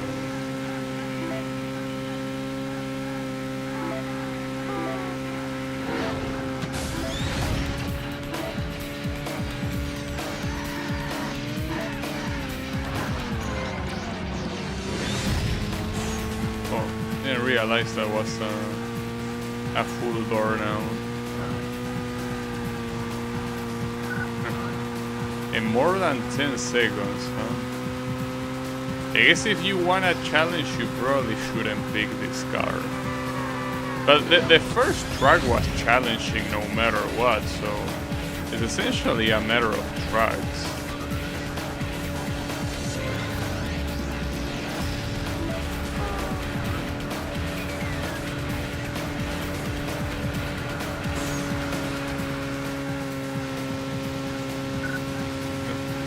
Almost getting to 12 seconds then.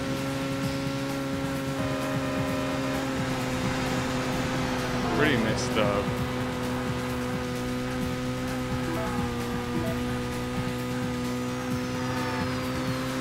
Well, unless the final race takes place in the mountains, there is no way you're gonna beat me. Like, there is simply no way. You cannot do it. Also, I got a lot of best skill there. And yeah, I think that this car might be a little bit broken. I also didn't crash a single time. I mean, that's less about the car and more about the track. Big Surf Shores. I think that's the first time I play on that track, right? At least I don't remember the name.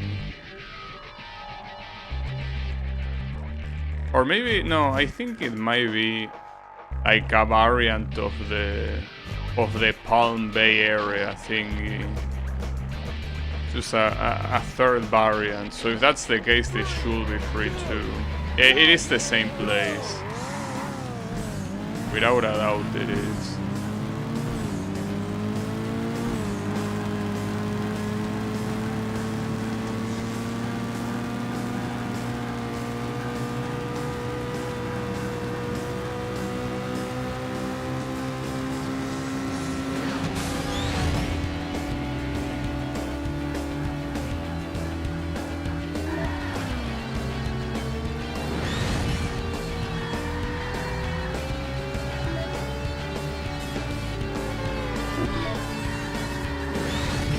game was merciful there. Could have easily been a crash. It was a crash there then. Would have looked pretty cool if I managed to keep going at that speed without an accident, but I guess I couldn't. I just couldn't.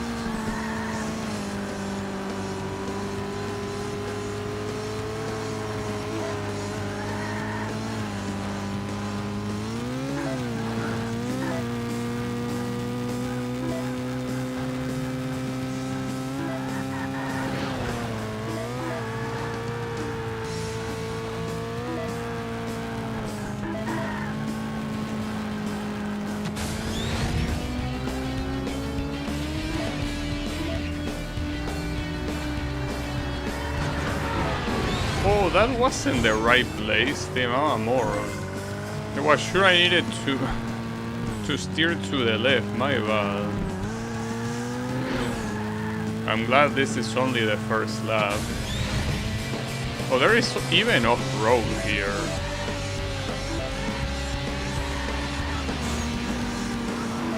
I guess even if it's the same location as the Palm Bay tracks, this one is a lot more complex as a track. Definitely a lot more complex.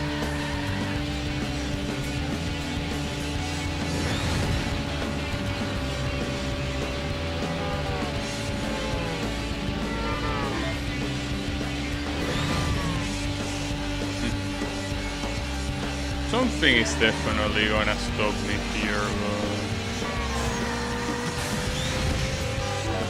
but doesn't matter. It's nice to keep going as fast as I can for as long as I can. I also like the very slight,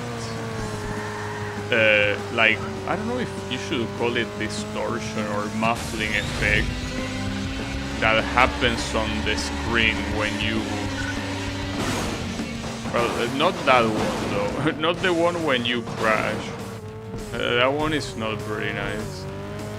Hey, when you boost, it's kind of like the camera gets further away to give the illusion that you're going a lot faster than you actually are, you know.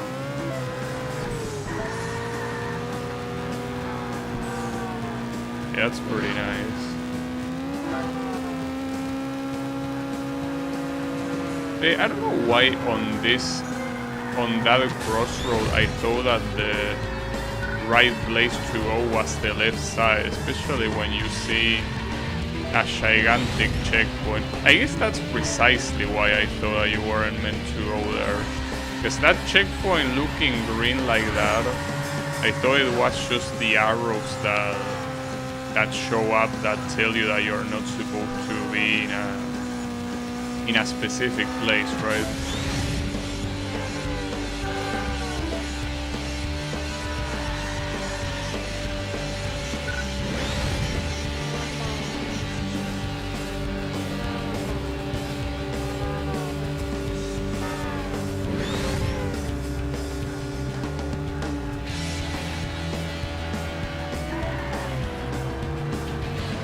The exit of that tunnel really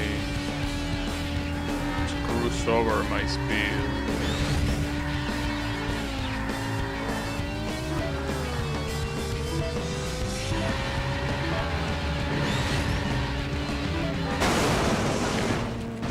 Was going so fast, and with a 5 burnout combo as well. At least on the right side is that doing all that risky stuff, assuming that you take a long time to crash, all that time that you are not crashing, you are very heavily in front of your opponents. So when you crash, you still keep a relatively sizable advantage. That works nice for me, obviously.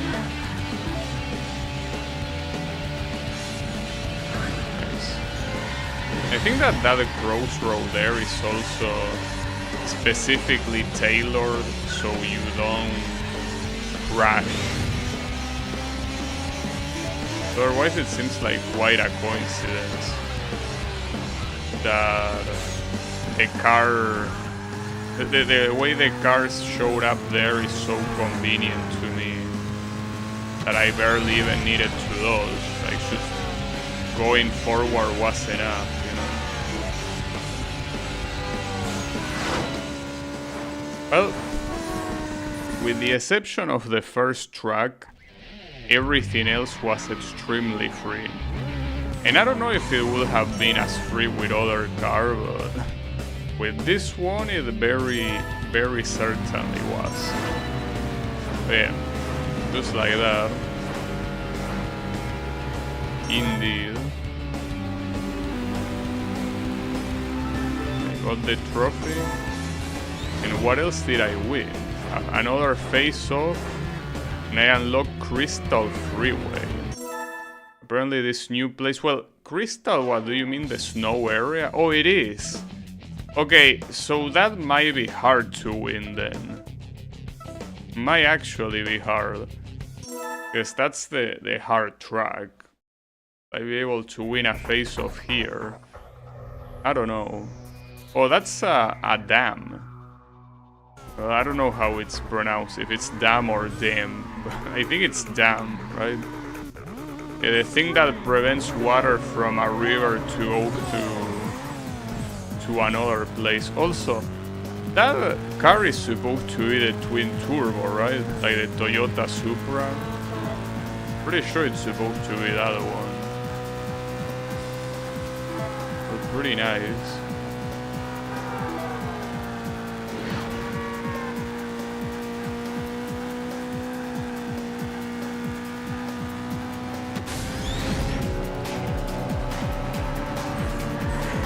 My bad.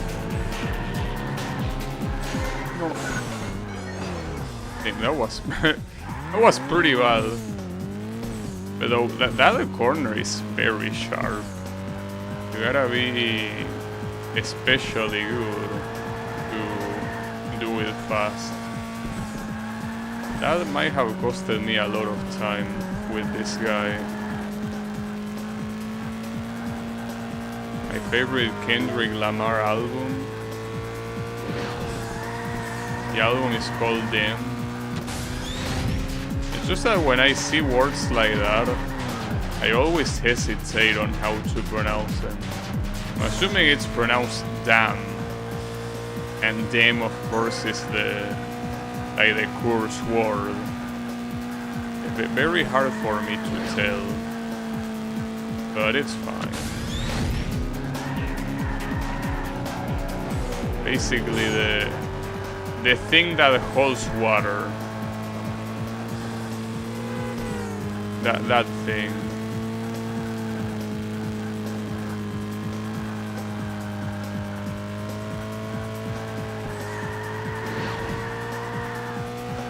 Oof, careful.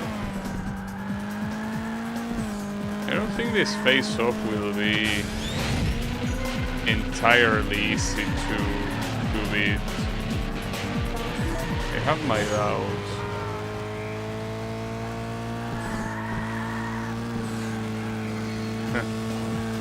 It was with both wars. The war facade was one of them. And yeah, Fuchsia, yeah, I also know how to pronounce that one. Kinda forgot. With facade I remember simply because of what an extremely ridiculous pronunciation it is. But yeah, with the color I don't remember. What was the pronunciation of that word? I do remember that in both cases Yami corrected me. Yami, I think that Yami is no longer here to correct me. That's the problem. So every time that I have an English doubt, Yami doesn't appear. Yami left long ago. It's fine. It happens.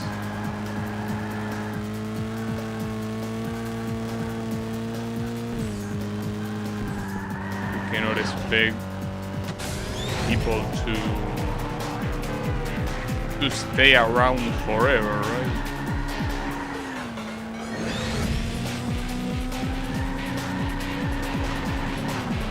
That wouldn't be possible.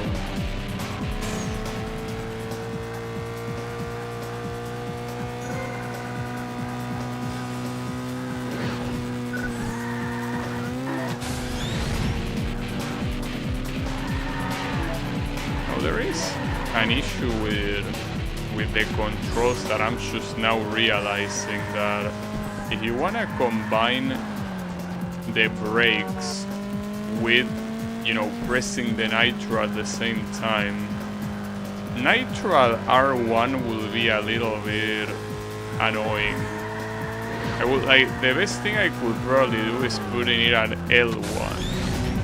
I think the issue is that I already kinda got used to it, so I don't think it's a possibility anymore. You know, muscle memory is something that is very strong. It's pronounced fuchsia? Oh, okay. Yeah, no way I can remember that. Fuchsia. Yeah, that's a very weird pronunciation.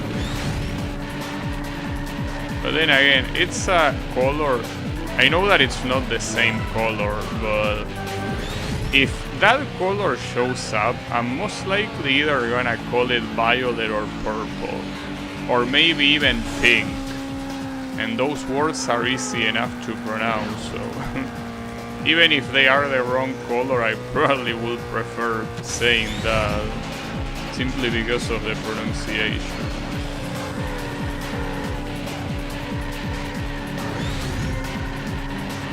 Nice.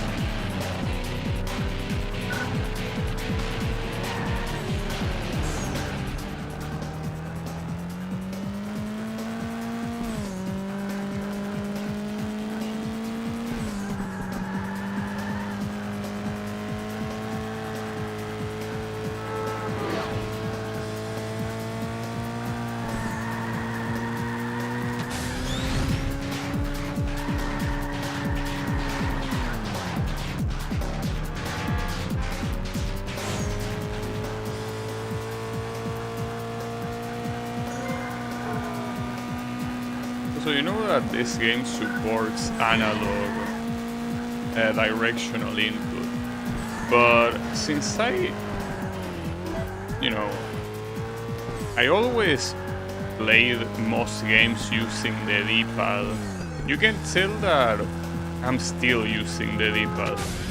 With the way that I steer, you might realize that I'm doing very, very small movements to one side when I try to steer. That's essentially what happens when you use the D-pad instead of the analog. Hey, I'm just... If I have... Oh, that's... I can't believe that. That might cost me the race. I mean, maybe it won't, but... That's a very bad time to have an accident. Potentially right at the end of the race. The end of the race is not here yet. Or right? Oh yeah, there is still more. Should be here probably in the next corner. Yeah, basically here. Okay, thankfully everything went well. But yeah, not by... It was pretty close to not going well. I'm gonna unlock this thing now. I mean, I wonder how this could possibly be better than the NASCAR car. Well, I know how, by basically making it have all the stats maxed out. Is it gonna be called Twin Turbo? Oh, Japanese muscle. That's an interesting way of calling it. But yeah, I'm pretty sure that's supposed to be the Toyota Supra Twin Turbo. And here, yeah. Wait, it has the exact same stats as the NASCAR car. What the hell? Are you for real? Well, at least you can change the color. Oh, that color looks very good. This one too. I mean, basically anything that is not the colors that I already seen a million times is a win in my book. And that one looks very unique. I don't think that's supposed to be fuchsia though. But actually, that color... What color would that be?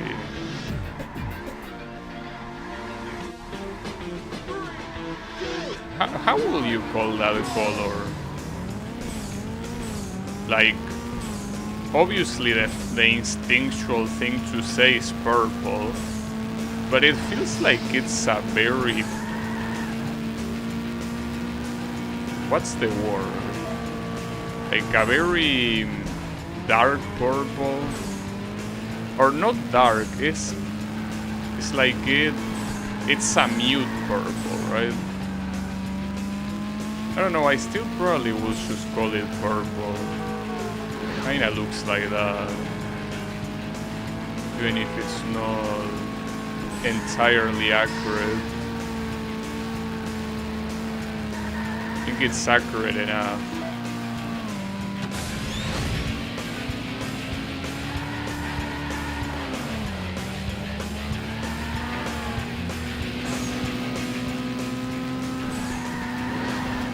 And also, despite having the exact same stats, it's very clear that this car has better handling than the NASCAR. So I think that we can conclude that the stats are absolute bullshit.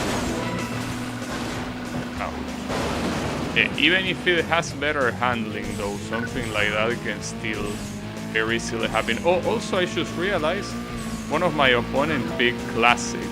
So I guess my opponents are also allowed to pick the secret cars when I unlock them.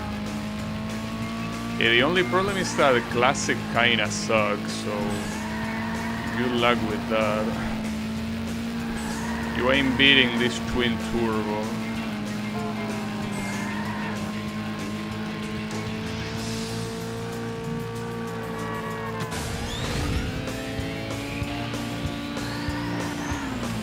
I also think that the implication of these cars, this and the NASCAR car, having both a tachometer and I thought there was enough space. Having both a tachometer and a speedometer, I think that the implication is that they have a turbo. Which... I mean, technically a turbo looks different. Like, the turbo indicator is neither a tachometer or a... Well, it's a different, you know, thing. It's a separate thing. I don't know how you will call it, but I'm pretty sure it's a completely different thing. So yeah. Well, that's irrelevant. What else are we gonna get from this? Pursuit 3 and Street Storm Grand Prix with 6 tracks. 6 tracks, huh? But we're also gonna be unlocking another car that looks like it's gonna be another one of those old cars, most likely. Unfortunately, you will have to brace yourself, yeah, for the siren again. Sorry about that. This one is supposed to be another very old car. Well, very old car that is going extremely fast, though. Look at that shit.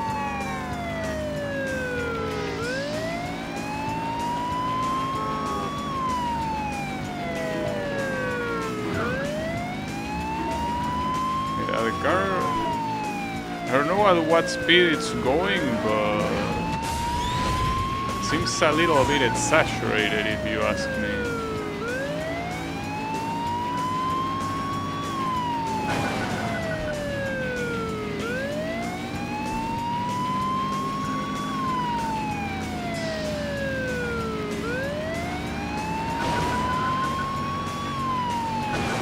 Oh, that was a nice consecutive hit. Oh yeah, if you are constantly next to him like that, it won't count another hit, I guess. No, right on.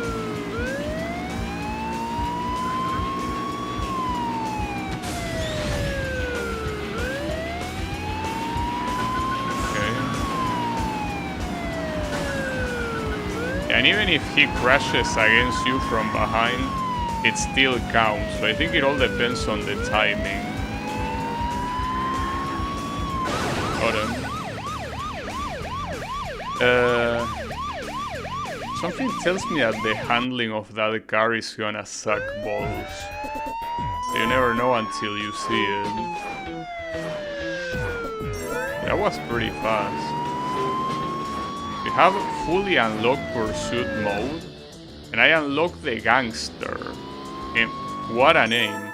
So assuming, since I fully unlocked the pursuit mode, I gotta assume that, like, that's it. Like, that's the last pursuit, and this might be the last Grand Prix as well. But in fact, the trophy here looks different. Wow, okay. This doesn't seem like a car you would want to pick, though. So I think I'm staying with the twin turbo, if you don't mind.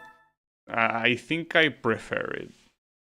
I do hope that my opponents pick something like the NASCAR car and stuff like that. Just so I'm not the only one with a special car, you know?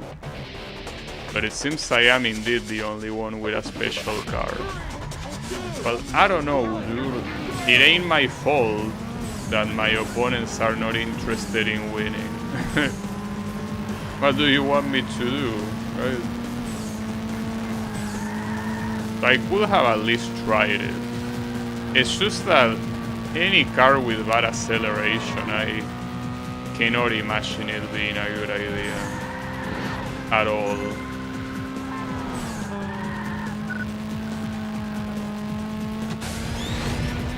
This might be the final event. Might be.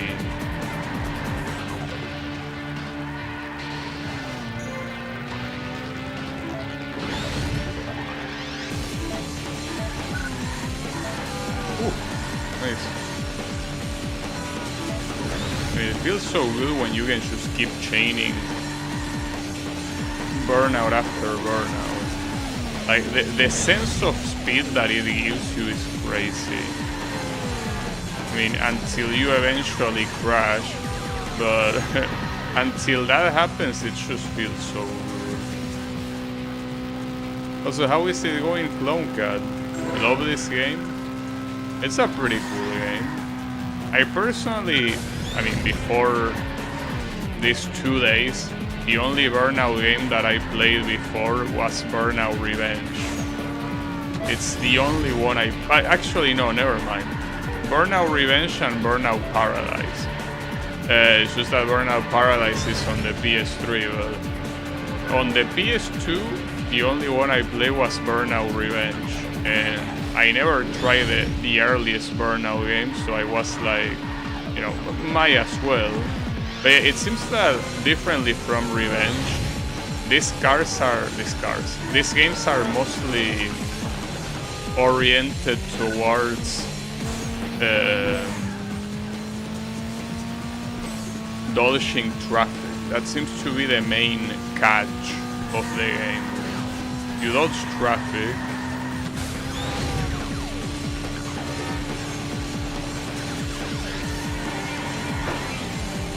and yeah, by dodging traffic you can get burnout and stuff, but the point is that the main deal about the game is not losing time with traffic.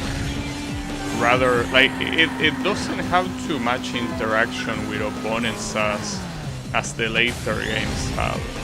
It's just mostly about you doing your own thing and making sure that you don't hit anything in the way, right? That's what it is about.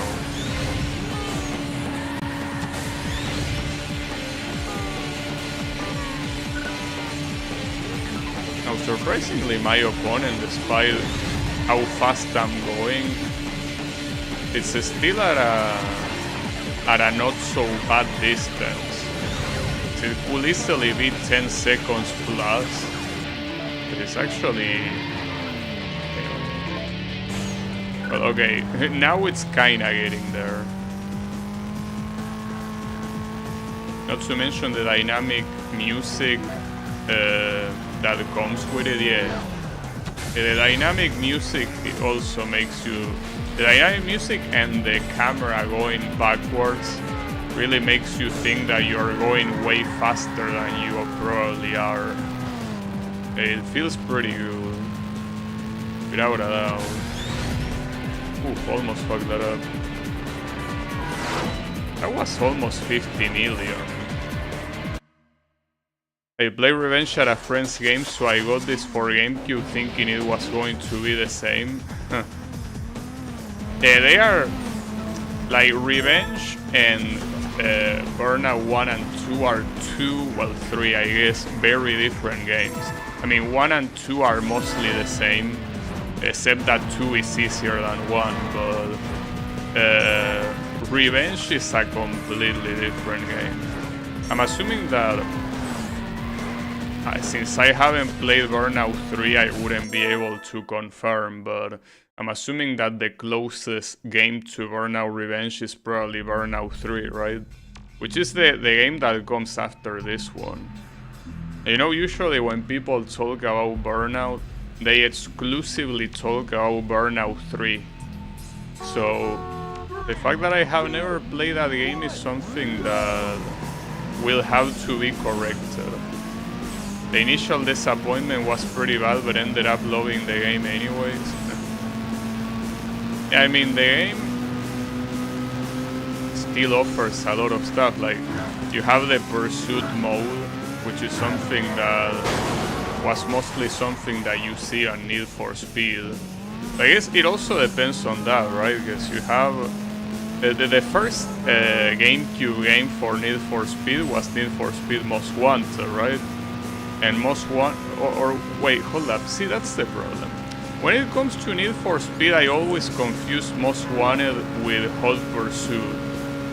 Hot Pursuit 2 was the first Need for Speed game for the GameCube, right? Wow, nice projectile.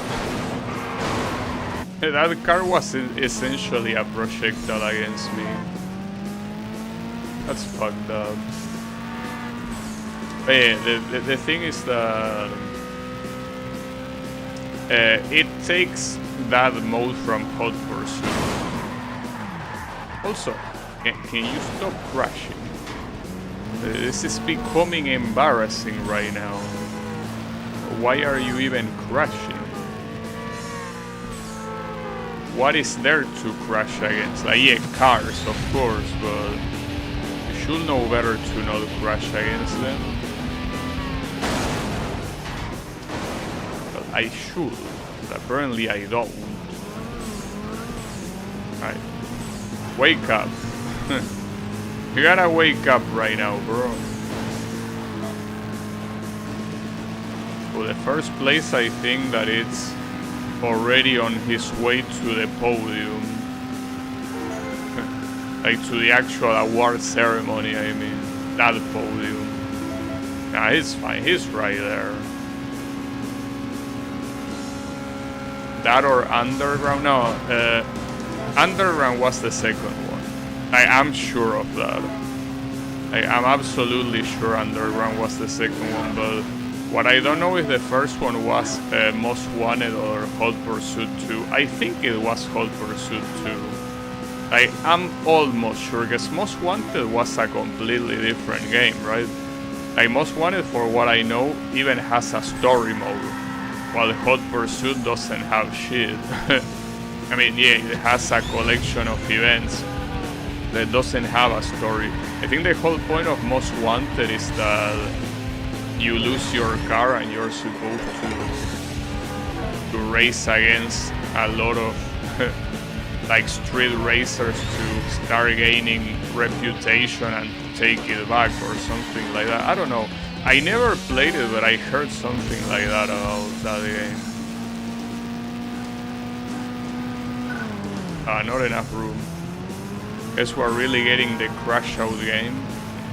No, don't worry about it. We are back on track here. But yeah, this game definitely offers a lot of things to do. I haven't played the crash mode yet. It's basically this campaign mode, if you wanna call it that way. It's not really showing you the crash mode. Like, the crash mode is supposed to be a separate thing altogether. But yeah, apparently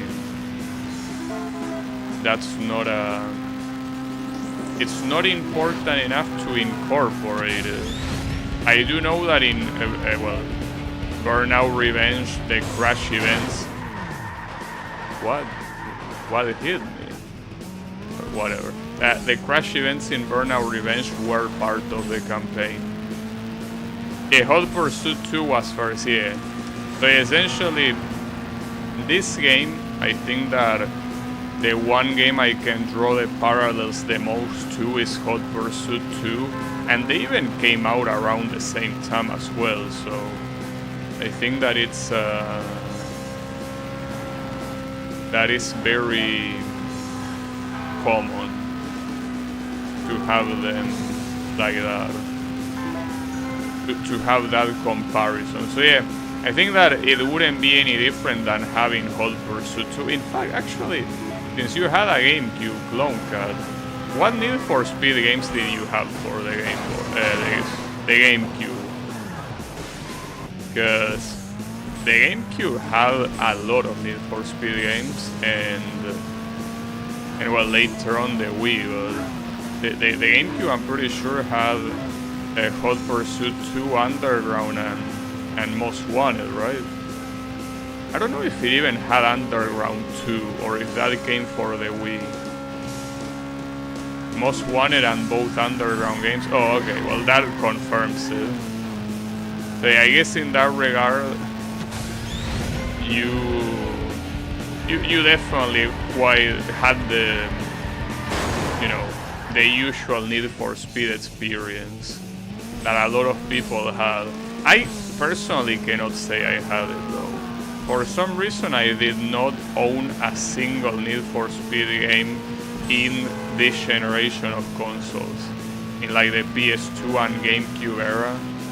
I essentially played Need for Speed 2 on PC, which is older, and then the Need for Speed game that I played after that was I think Need for Speed Shift 2 on the PS3, and then Rivals on PS4. So I never really played the popular Need for Speed games for some reason.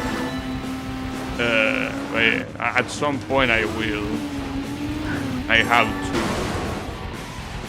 to. The good Need for Speed times. Yeah, I mean, the Need for Speed, personally, I think that it's a very weird franchise, because you will see that there is essentially 4 games in a row, or you could even say 5, that have very little to do with each other. You essentially have Need for Speed 2, Need for Speed High Stakes, Porsche Unlimited, Hot Pursuit 2, and Underground. You have all of those games released one after the other, pretty much, and none of them have anything to do with each other, aside from obviously having the Need for Speed name. And if you include later games, you have games like Need for Speed Carbon and Shift that also have nothing to do with games like Underground or Most Wanted. Oh wow, that guy got fucked in front of me. But yeah, that's the thing about Need for Speed. I think that it might be one of those franchises, well, it makes sense since it's a very long-running franchise, and I guess that that's something that's bound to happen to most of them, but essentially you have games that could very well be from completely different franchises, but no, they are from the exact same one. Because when you compare it to other franchises, like for example Gran Turismo for the most part always holds the same idea. Of course, every installment has more cars and more tracks, and like they usually get progressively better. But they are essentially like, if you play Gran Turismo, you already know what you're playing. But with Need for Speed, it very heavily depends on which one you're picking. You know what it also reminds me of? Crash Bandicoot. It's just that Crash Bandicoot was mostly like later on in the series that it started doing very different things, because the original trilogy is very, very similar with each other. Like each game. But then you have stuff like, you know, Mind Over Mutants, well, the racing games. You have some very weird stuff all around. Well, and in fact, the second racing game, third racing game, which is a tag team racing, that game is probably one of the most bizarre games I played on the PS2. It's not a bad game, it's just that you look at that game and you're like, what the fuck am I playing? Though honestly, that applies to Mind Over Mutants as well. That game is extremely weird too.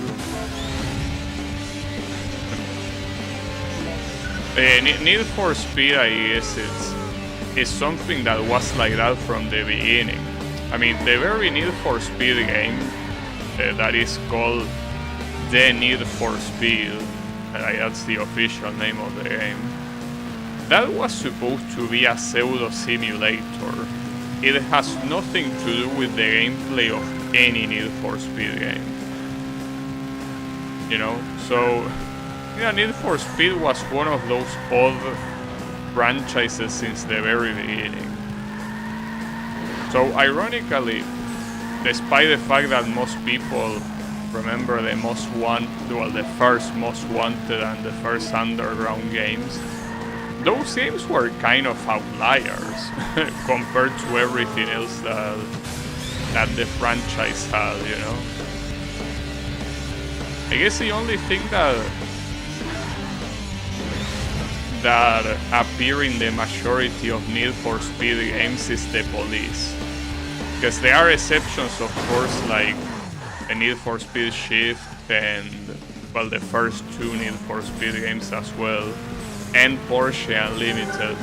Those games don't have anything related to police. I'm pretty sure every single other game has police. I think if there's something that represents the Need for Speed franchise very well, is that essentially police versus street racers. Kind of supposed to be like, you know, Fast and Furious in video game form. Ironic considering that the Fast and Furious video game was cruising on the Wii. But yeah.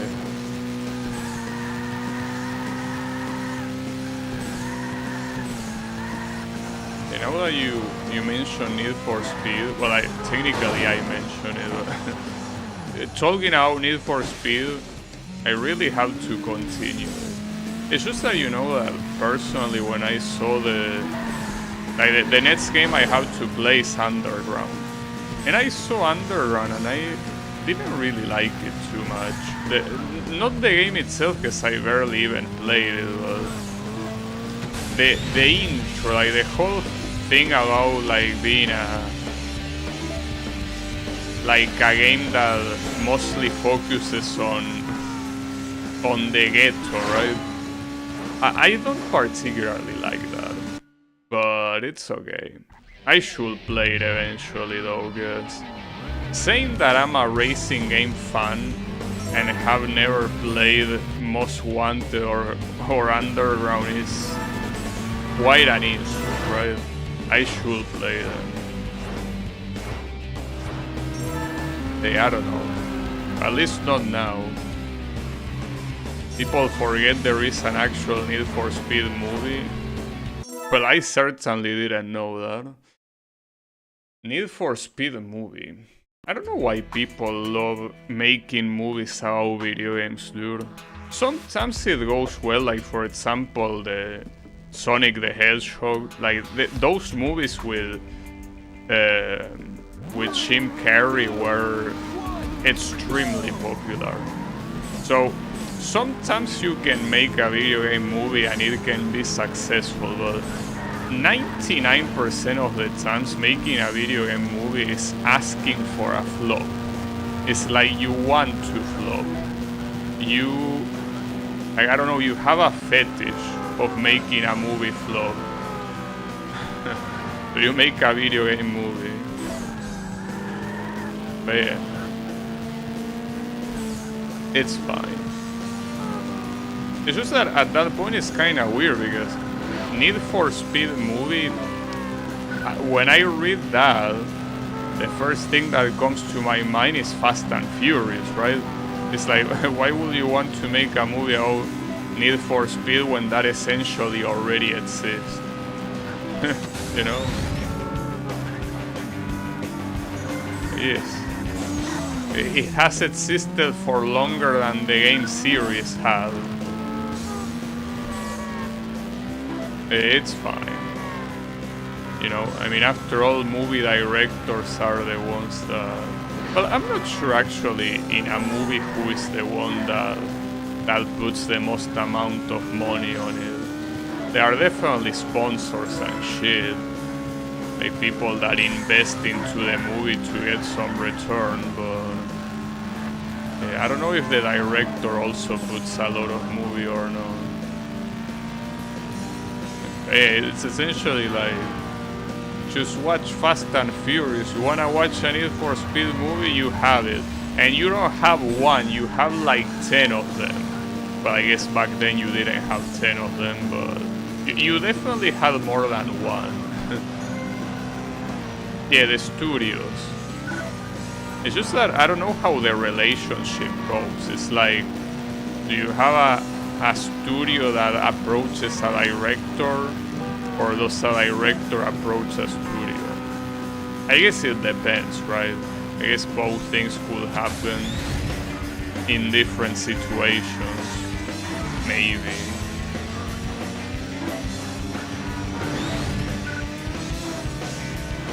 Yeah, I don't know. I personally, filmmaking, you know how a lot of people dream about being a movie director? I don't. Like, I don't think there's been something that I would care so little about as directing a movie. It's like, come on, dude. You know that I'm in general pretty lazy, right? Directing a movie, I feel like it requires so much everything that is like, no, I'm not gonna do that. So it's not a matter of decision. If you wanna be a movie director, it's not just about, oh, I'm gonna be a movie director, be right back. There are a lot of things that have to happen before that. It's kinda like, I'm gonna be a Formula 1 driver, right? I know, dude, you gotta chill. There are a lot of things that have to happen before that. Both happen, yeah, I guess. It all depends mostly on the status, right? I mean, if you're an unknown director or basically a complete newbie, nobody's gonna approach you, like you have to approach people. I mean, and that applies to any field, not just movie directors, right? But yeah, what race was this? The fourth one, right? I think. What race are we on? Yeah, it was the fourth race, so there are two more. Oh fuck, okay, this is the one race that could go very badly. Though at this point I'm not fearing for losing the championship because I have enough of a point advantage for that to not happen, but it's mostly about the fact that I really want to win every single race. So yeah, for that to happen, I will need to win this one, of course. What else would it be?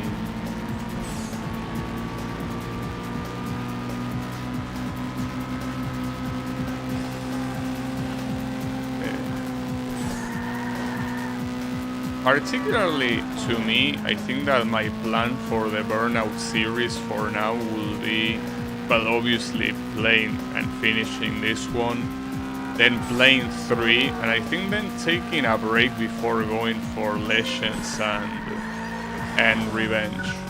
Because I don't know about Legends and 3, but I do know that Revenge is a very long game.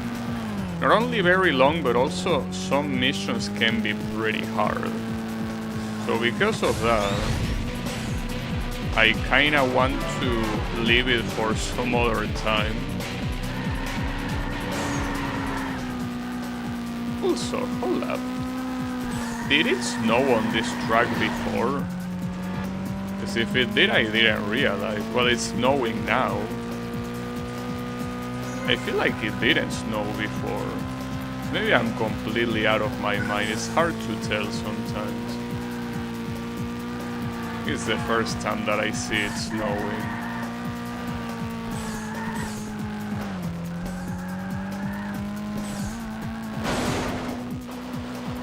Well, I think, speaking of first time, I think that's the first time that I crash against a wall. Oh, I guess I'm not the only one. The first time that I crash against a wall and I get an accident like that. It's fine. Anyways, before I got distracted 100 times, my idea was to say that I don't know what game I will play in between the Burnout trilogy and the rest of the other 2 Burnout games. Because I would like for it to be something that is not a racing game, of course. But what could it be? I really have many ideas. Like, essentially every idea that I have is a racing game. I have Initial D, for example, as another idea. Like, I already tested Arcade Stage 5 and it works. But yeah, like, the idea is to make something, to play something not related to racing. I'm not sure what. I truly don't know.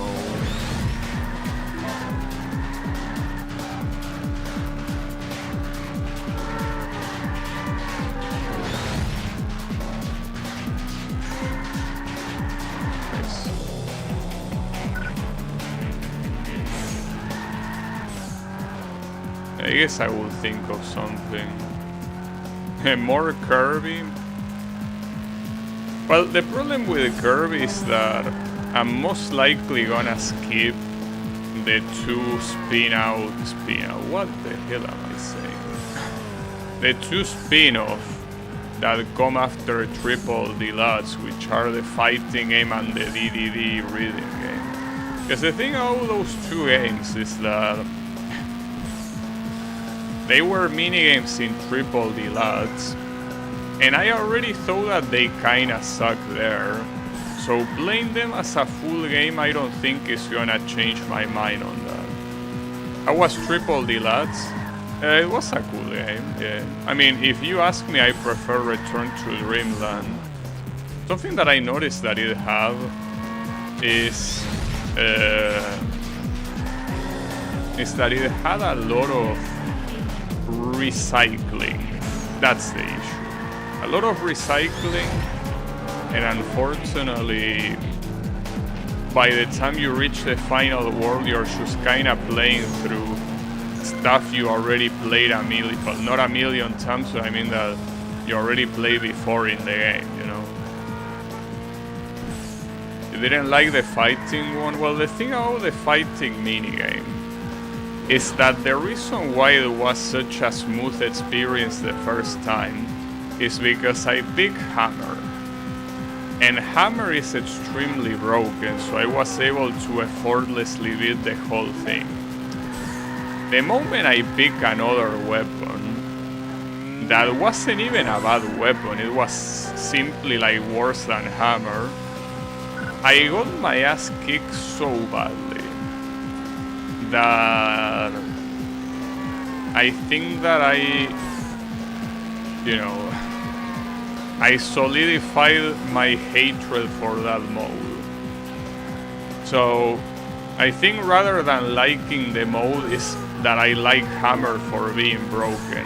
And that's not something that only applies to the fighting minigame, that applies to the boss rush as well. I picked Hammer in the boss rush and I obliterated everyone without trouble. And well, the DDD reading game fucking sucks no matter what. Because it's less of a reading game and it's more of a platforming minigame with, some semblance of reading. The issue is that it's as much of a reading game as Osu, like I say the other day. And yeah, not a fan of that, but what I could do is play the game that comes after those spin-offs. I don't know if it's supposed to be the Robobot one, or if there is another one behind it, before that. I think the next main game is supposed to be... Fuck. No, it's not that. Kirby wouldn't do that. It's supposed to be the Robobot one, I think. Correct me if I'm wrong.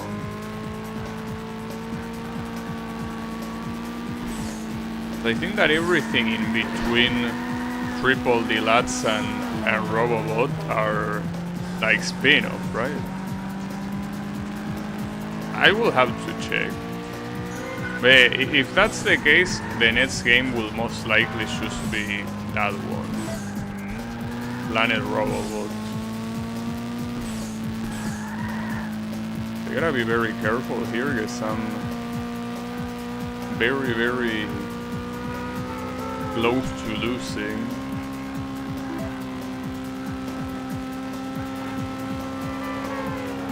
Like, I'm not even gonna use the boost.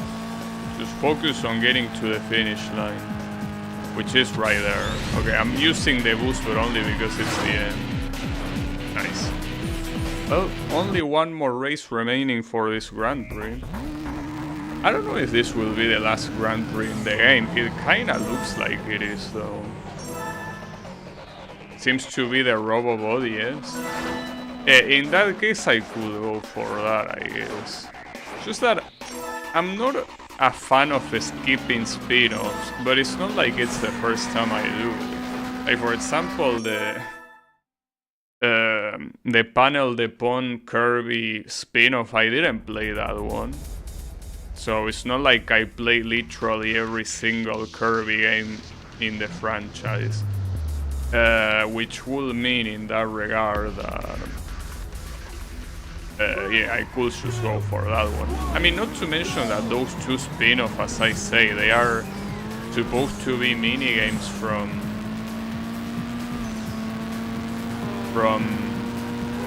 Triple Deluxe, you know, so I already know what to expect. The problem is that I'm a little bit afraid about the 3DS emulator, because you know that it worked absolutely perfectly for Triple Deluxe. Like, actually, so well that it's amazing. Like, I'm absolutely amazed at how well it ran. Problem is that after Triple Deluxe, I tried running Ridge Racer 3D, and unfortunately the game works randomly.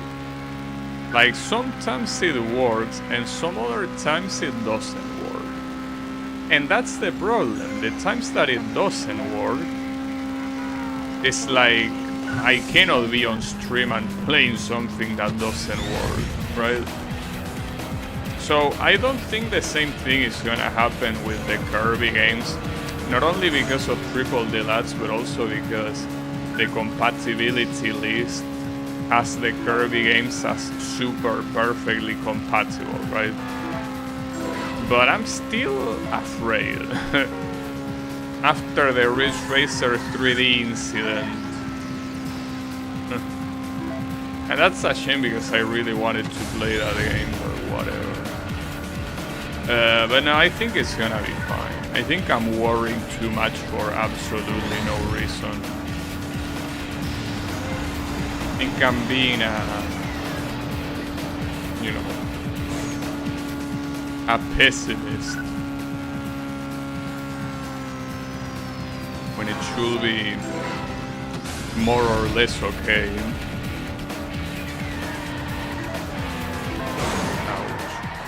That was bound to happen. Oops. Also, I know that you probably told me at some point, Clonka, but I did not remember that you were a Kirby fan. I mean, I'm almost positive you mentioned it to me at some point, but I completely forgot.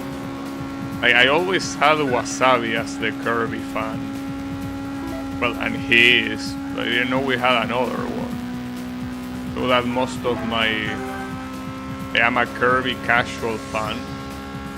Yeah, but I think that being a Kirby casual fan is not much different from being a Kirby hardcore fan, you know? Kirby in itself is a very casual series, so it is meant to be for people that want a casual experience. And even then I'm super rusty on the franchise. Yeah, I can tell that in your case it was mostly something that you follow a lot in your childhood and then not so much now. I haven't played everything but haven't shown what I played. Yeah, it's just that outside of some spin-offs, if you play a main Kirby game, all of them are good. At the very least, none of them are bad. Because yeah, you have games like Kirby, Dreamland 2 and 3 that kinda require you to do some very weird shit to beat them. Yeah, for the most part, it's, they are good games. So I have, wait, what's this? Custom Series Qualifier, win this to unlock the Custom Series Championship and a Custom Series vehicle. And also a face-off. So that was not the final thing.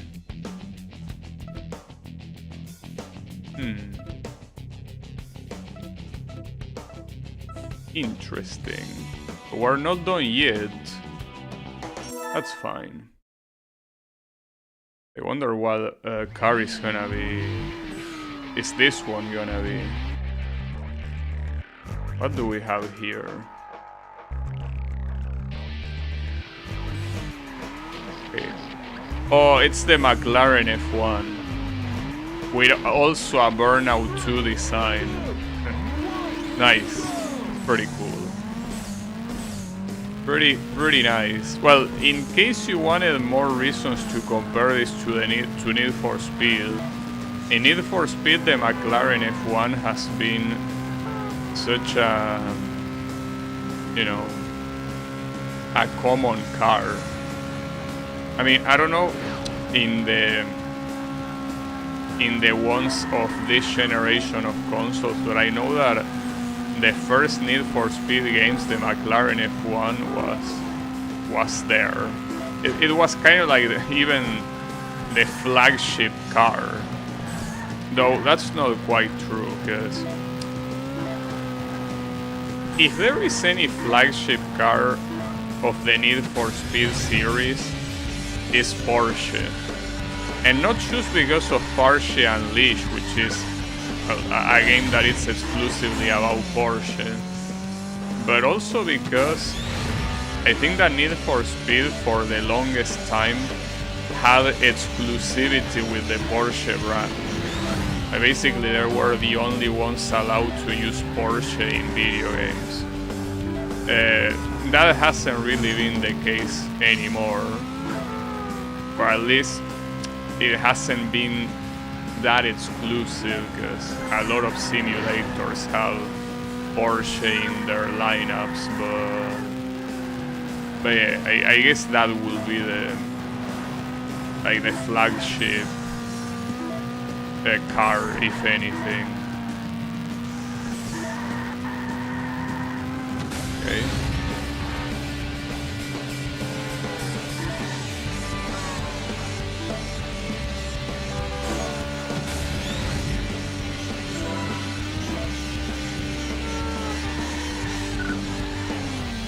I don't think this race should be hard to win. In fact, these face-offs seem like they are pretty simple for the most part.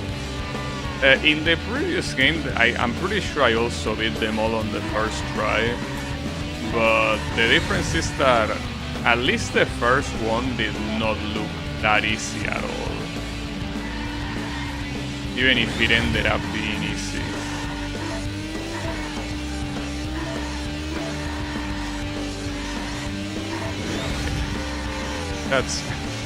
That's crazy.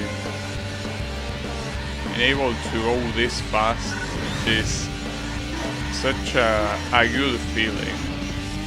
That's essentially, because you know that this game and Burnout, the first one, the previous game, are extremely similar. But if there is one thing that sets them apart by a lot, it's the fact that this one allows you to use the boost so much.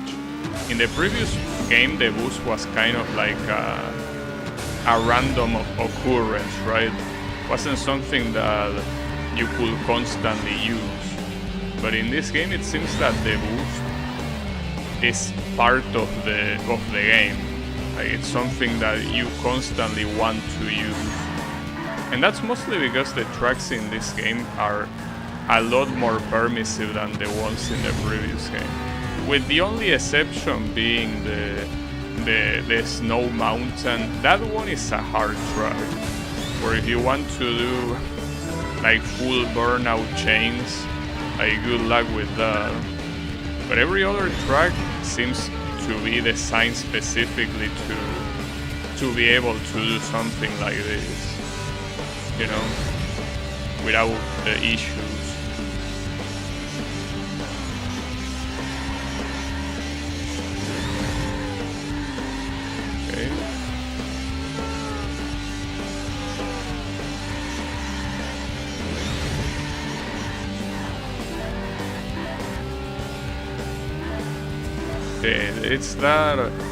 It's that sensation of speed that I remember from Burnout Revenge.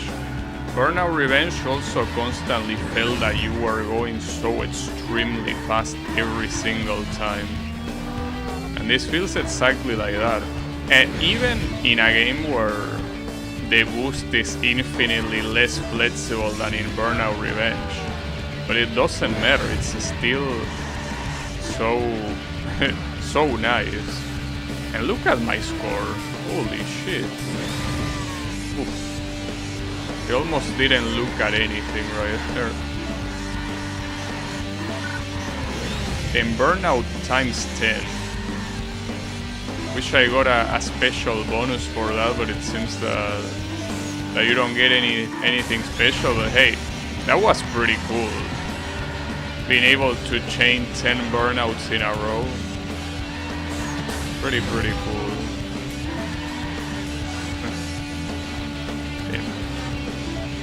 That was very fast.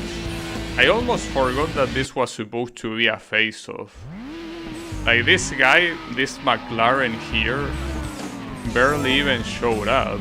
It's like I was doing my whole thing. Damn, and look at that, 138 million was the final score. Holy shit. Yeah, it's very satisfying, I know. It's a game that going fast is amazing. And the later games add the satisfaction of completely destroying the opponents as well. So this car is just called Supercar. That's funny. It's supposed to be a McLaren, as I say. Damn, it almost has all the stats maxed out. Well, if the other cars were cheating, this is just a straight up This is just a straight up being on the Champions Club, you know? Oh, this is supposed to be another face-off. That's supposed to be a... Can't tell if it's supposed to be a fourth focus or something else. That thing. And I don't think it is. But it's something probably similar to that. Nice. Damn, that guy wasn't so lucky on that corner. Okay. Time to hit the boost. It seems that this might go pretty similarly to the previous one, where I just completely forget that it's supposed to be a rival race. Hey, let's not get too ahead of ourselves, okay? See, that's why you don't get ahead of yourself. That's why you remain humble, okay? You don't want to get too cocky. Hey, my bad.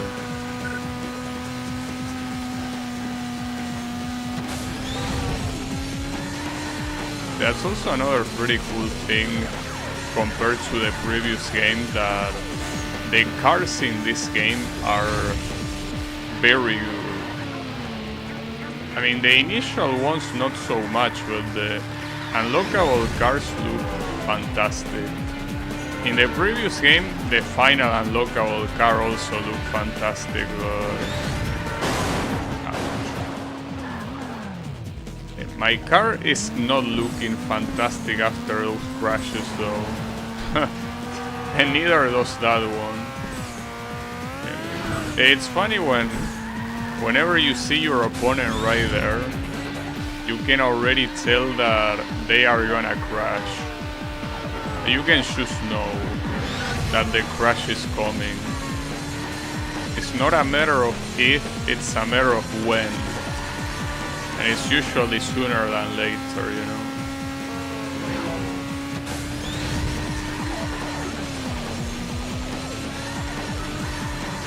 Nice. Beautiful.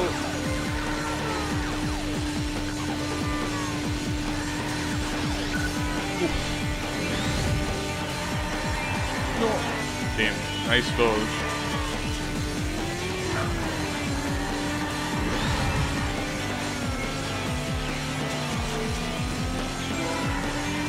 That was a perfect lap. What?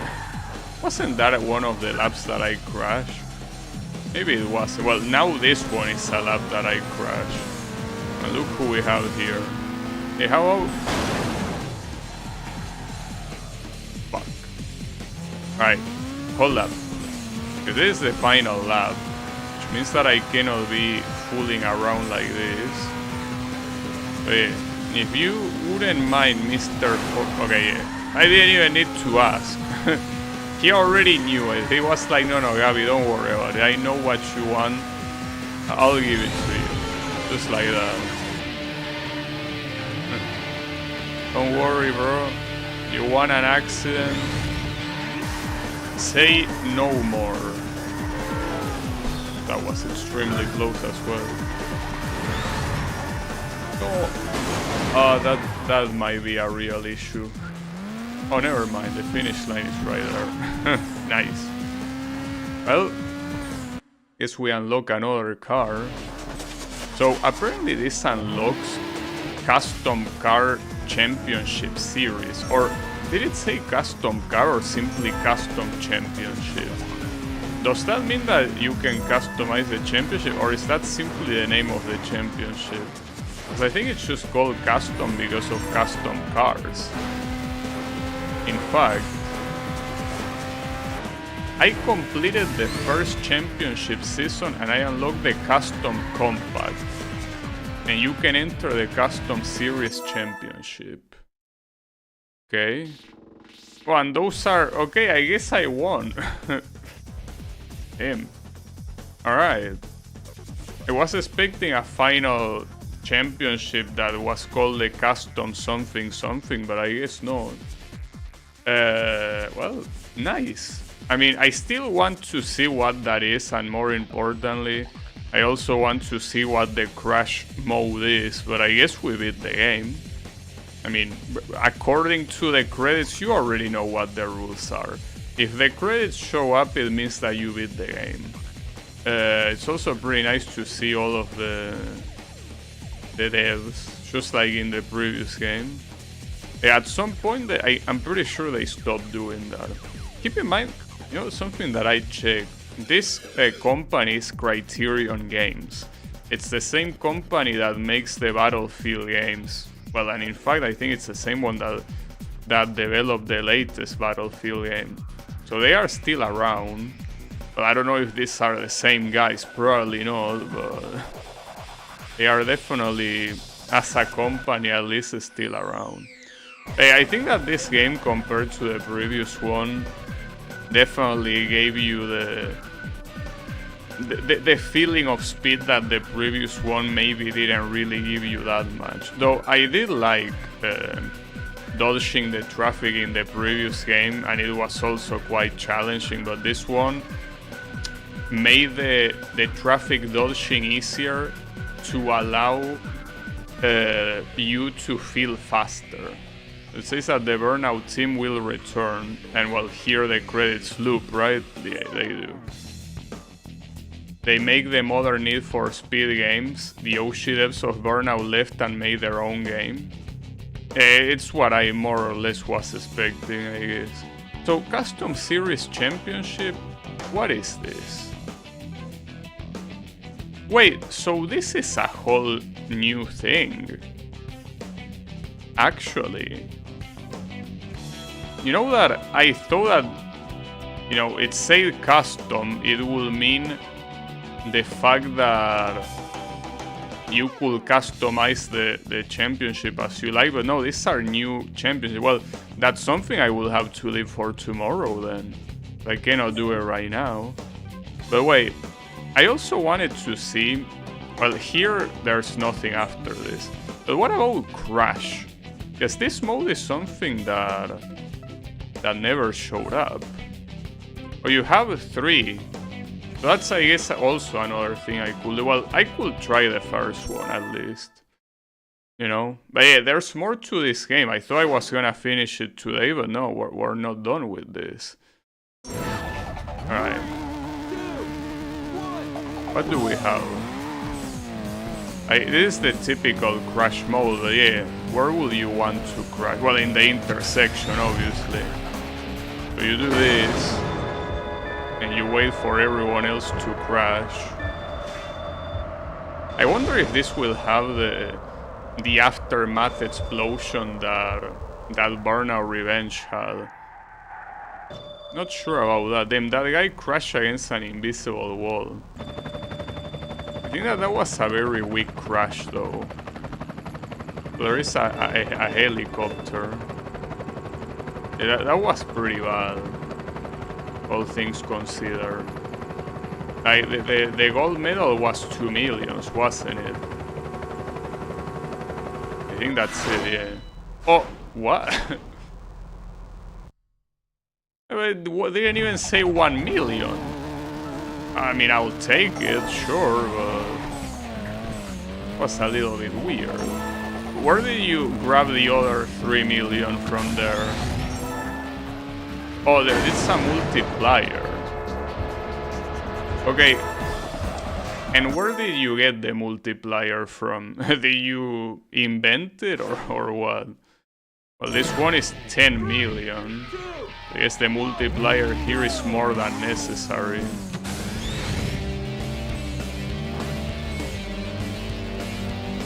Well, this crossroad here, obviously. It was already a dangerous crossroad in the regular race.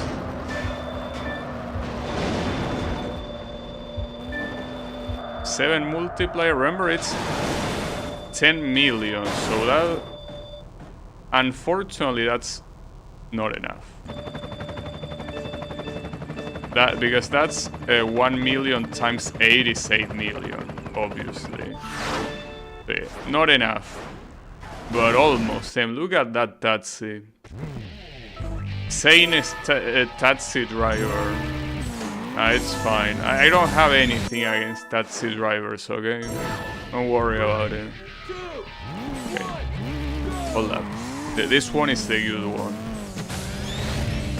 This one is the right one. In fact, pushing it from here.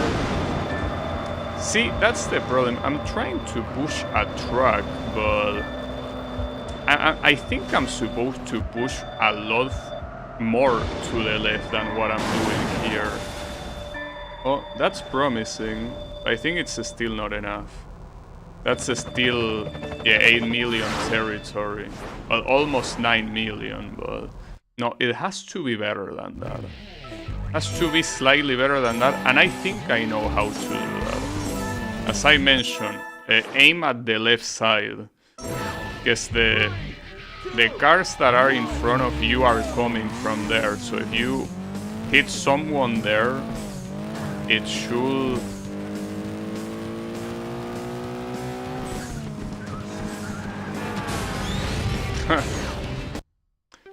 Nice crash, dude. Very nice crash. I guess without the boost is... But I guess, hold up. You could do something like this. Let them run a little bit and then fully go in. Is that so far? Okay, there they spawn. So actually... Oh, so the traffic does not constantly appear. Okay, I didn't know that. So the traffic is not infinite, which means that you have to go as soon as you can. Like you have to essentially start with boost. But not only that, I probably should start with a better car. That wasn't bad. I think that I missed a couple of the big ones. Okay, I got the... Okay, that was enough. By a lot. That's 14 million. Nice. I guess the key is being able to hit the both sides as soon as possible. Pretty funny. Alright, well... I don't know what's the point though of this helicopter view. Like, you already know what the points were. But I guess it's if you want to appreciate the disaster a little bit more. I think that this is probably the first time that they actually, you know, put something like this in a car video game, right? Where the idea is to wreak the most havoc, like that's the objective, like making the biggest crash. Wait, get airborne? What? What do you mean get airborne? This is not F-Zero. Airborne? Oh, what the... Okay, this is not part of the...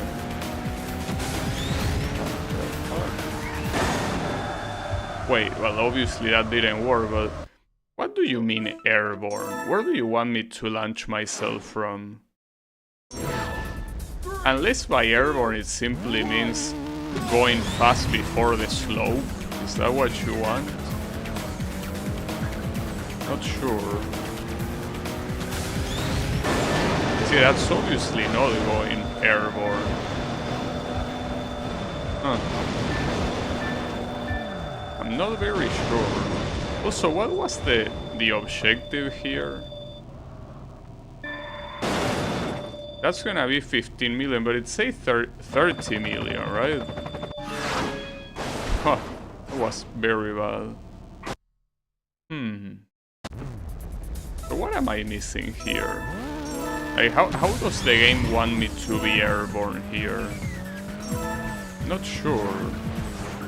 I unlocked 3. Oh, you have more crash junctions. Damn, so I guess that we actually have a lot more content than I was expecting. Okay, hold up. Is there any ramp I'm missing? I don't think there is. Failed to crash. Pretty funny that that's the loose condition, right? Failing to crash. Like, damn. Can't believe you're so bad you failed to crash, dude. But yeah, I don't know. Unless you want me... No, I don't think you can go off track here. Yeah, task failed successfully. Oh, is that what you want me to do? I guess that's the idea. But those cars are way too far to be relevant.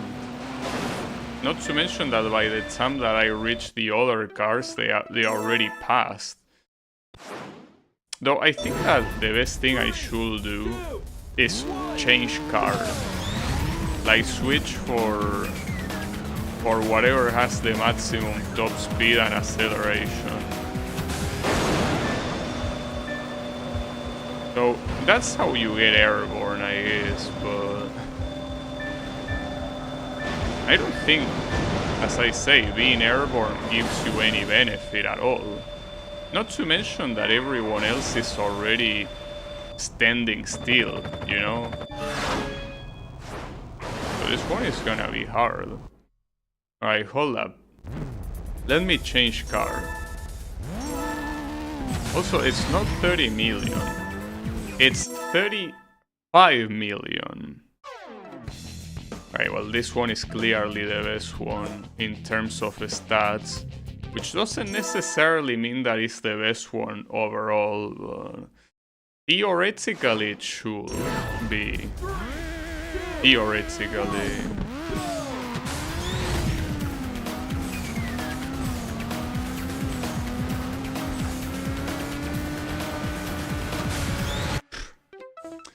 You are supposed to crash. Even when I casually cost $35 million in damage on the road because I'm bored. And that's pretty much what it is. I don't remember if this game included a disclaimer saying that you probably shouldn't do this in real life. I think it did, but I'm not sure. You know that nowadays something like that would probably cause them to... Oh. You know, I think the issue of this mode is that at some point it's like the timer stops and you no longer get damage. So the idea is that you're supposed to keep the crashes going so the game doesn't stop you. I think that's the idea. It's not about hitting it in a certain way, it's making sure that there is always movement. You know? I think that's what you are meant to do. But let's see that one. I think that was a more promising hit, but hard to tell. Maybe I'm just hoping. Wow, that guy... No stopping in the hype train, apparently. I don't think that was enough, was it? It would be enough if it was 1,500,000. Or maybe not even enough there. Damn it. So I don't know if I can get this one. It's proving to be a little bit hard. But it's fine. I could leave it for some other time, you know. So another one I wanted to check is the pursuit mode. Oh wait, this one? If I manage to hit this guy... Like, I hit the truck, I think. Well, truck, it's a bus, my bad. Not a truck. Yeah, apparently when that taxi stops is where the whole thing stops. So yeah, this one will require further try-harding that I cannot do today. But we can do it some other time, though. Before I finish for today, I want to check Pursuit. Is this also specific? No, okay. So this one is not specific events, but rather is you pick whatever, you know...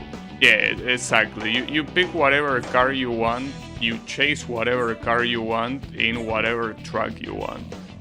So essentially the ones that are actually a a succession of events is Crash and these 2 championship modes. So I'm gonna worry about that tomorrow. I'm gonna continue with this and see if there's anything, because when I beat championship, it said that I beat the first championship series. Technically, if there's only 2 championship series, there is still first, right? There is a first and a last one. But it kind of felt like it was talking about multiple championships. I don't think that's the case though. It's probably only these 2, but this one seems like it will have a lot of championships. Like, this is essentially the post game, so I'm looking forward to that. So hey, wait, should I save? I mean, it automatically saves. Yeah, I mean, I guess might as well save. I don't see why not, you know. But yeah, that will be it for me for today. So hey, thanks everyone a lot for watching, and I'll be seeing you tomorrow with more Burnout 2. So have a good one and take care.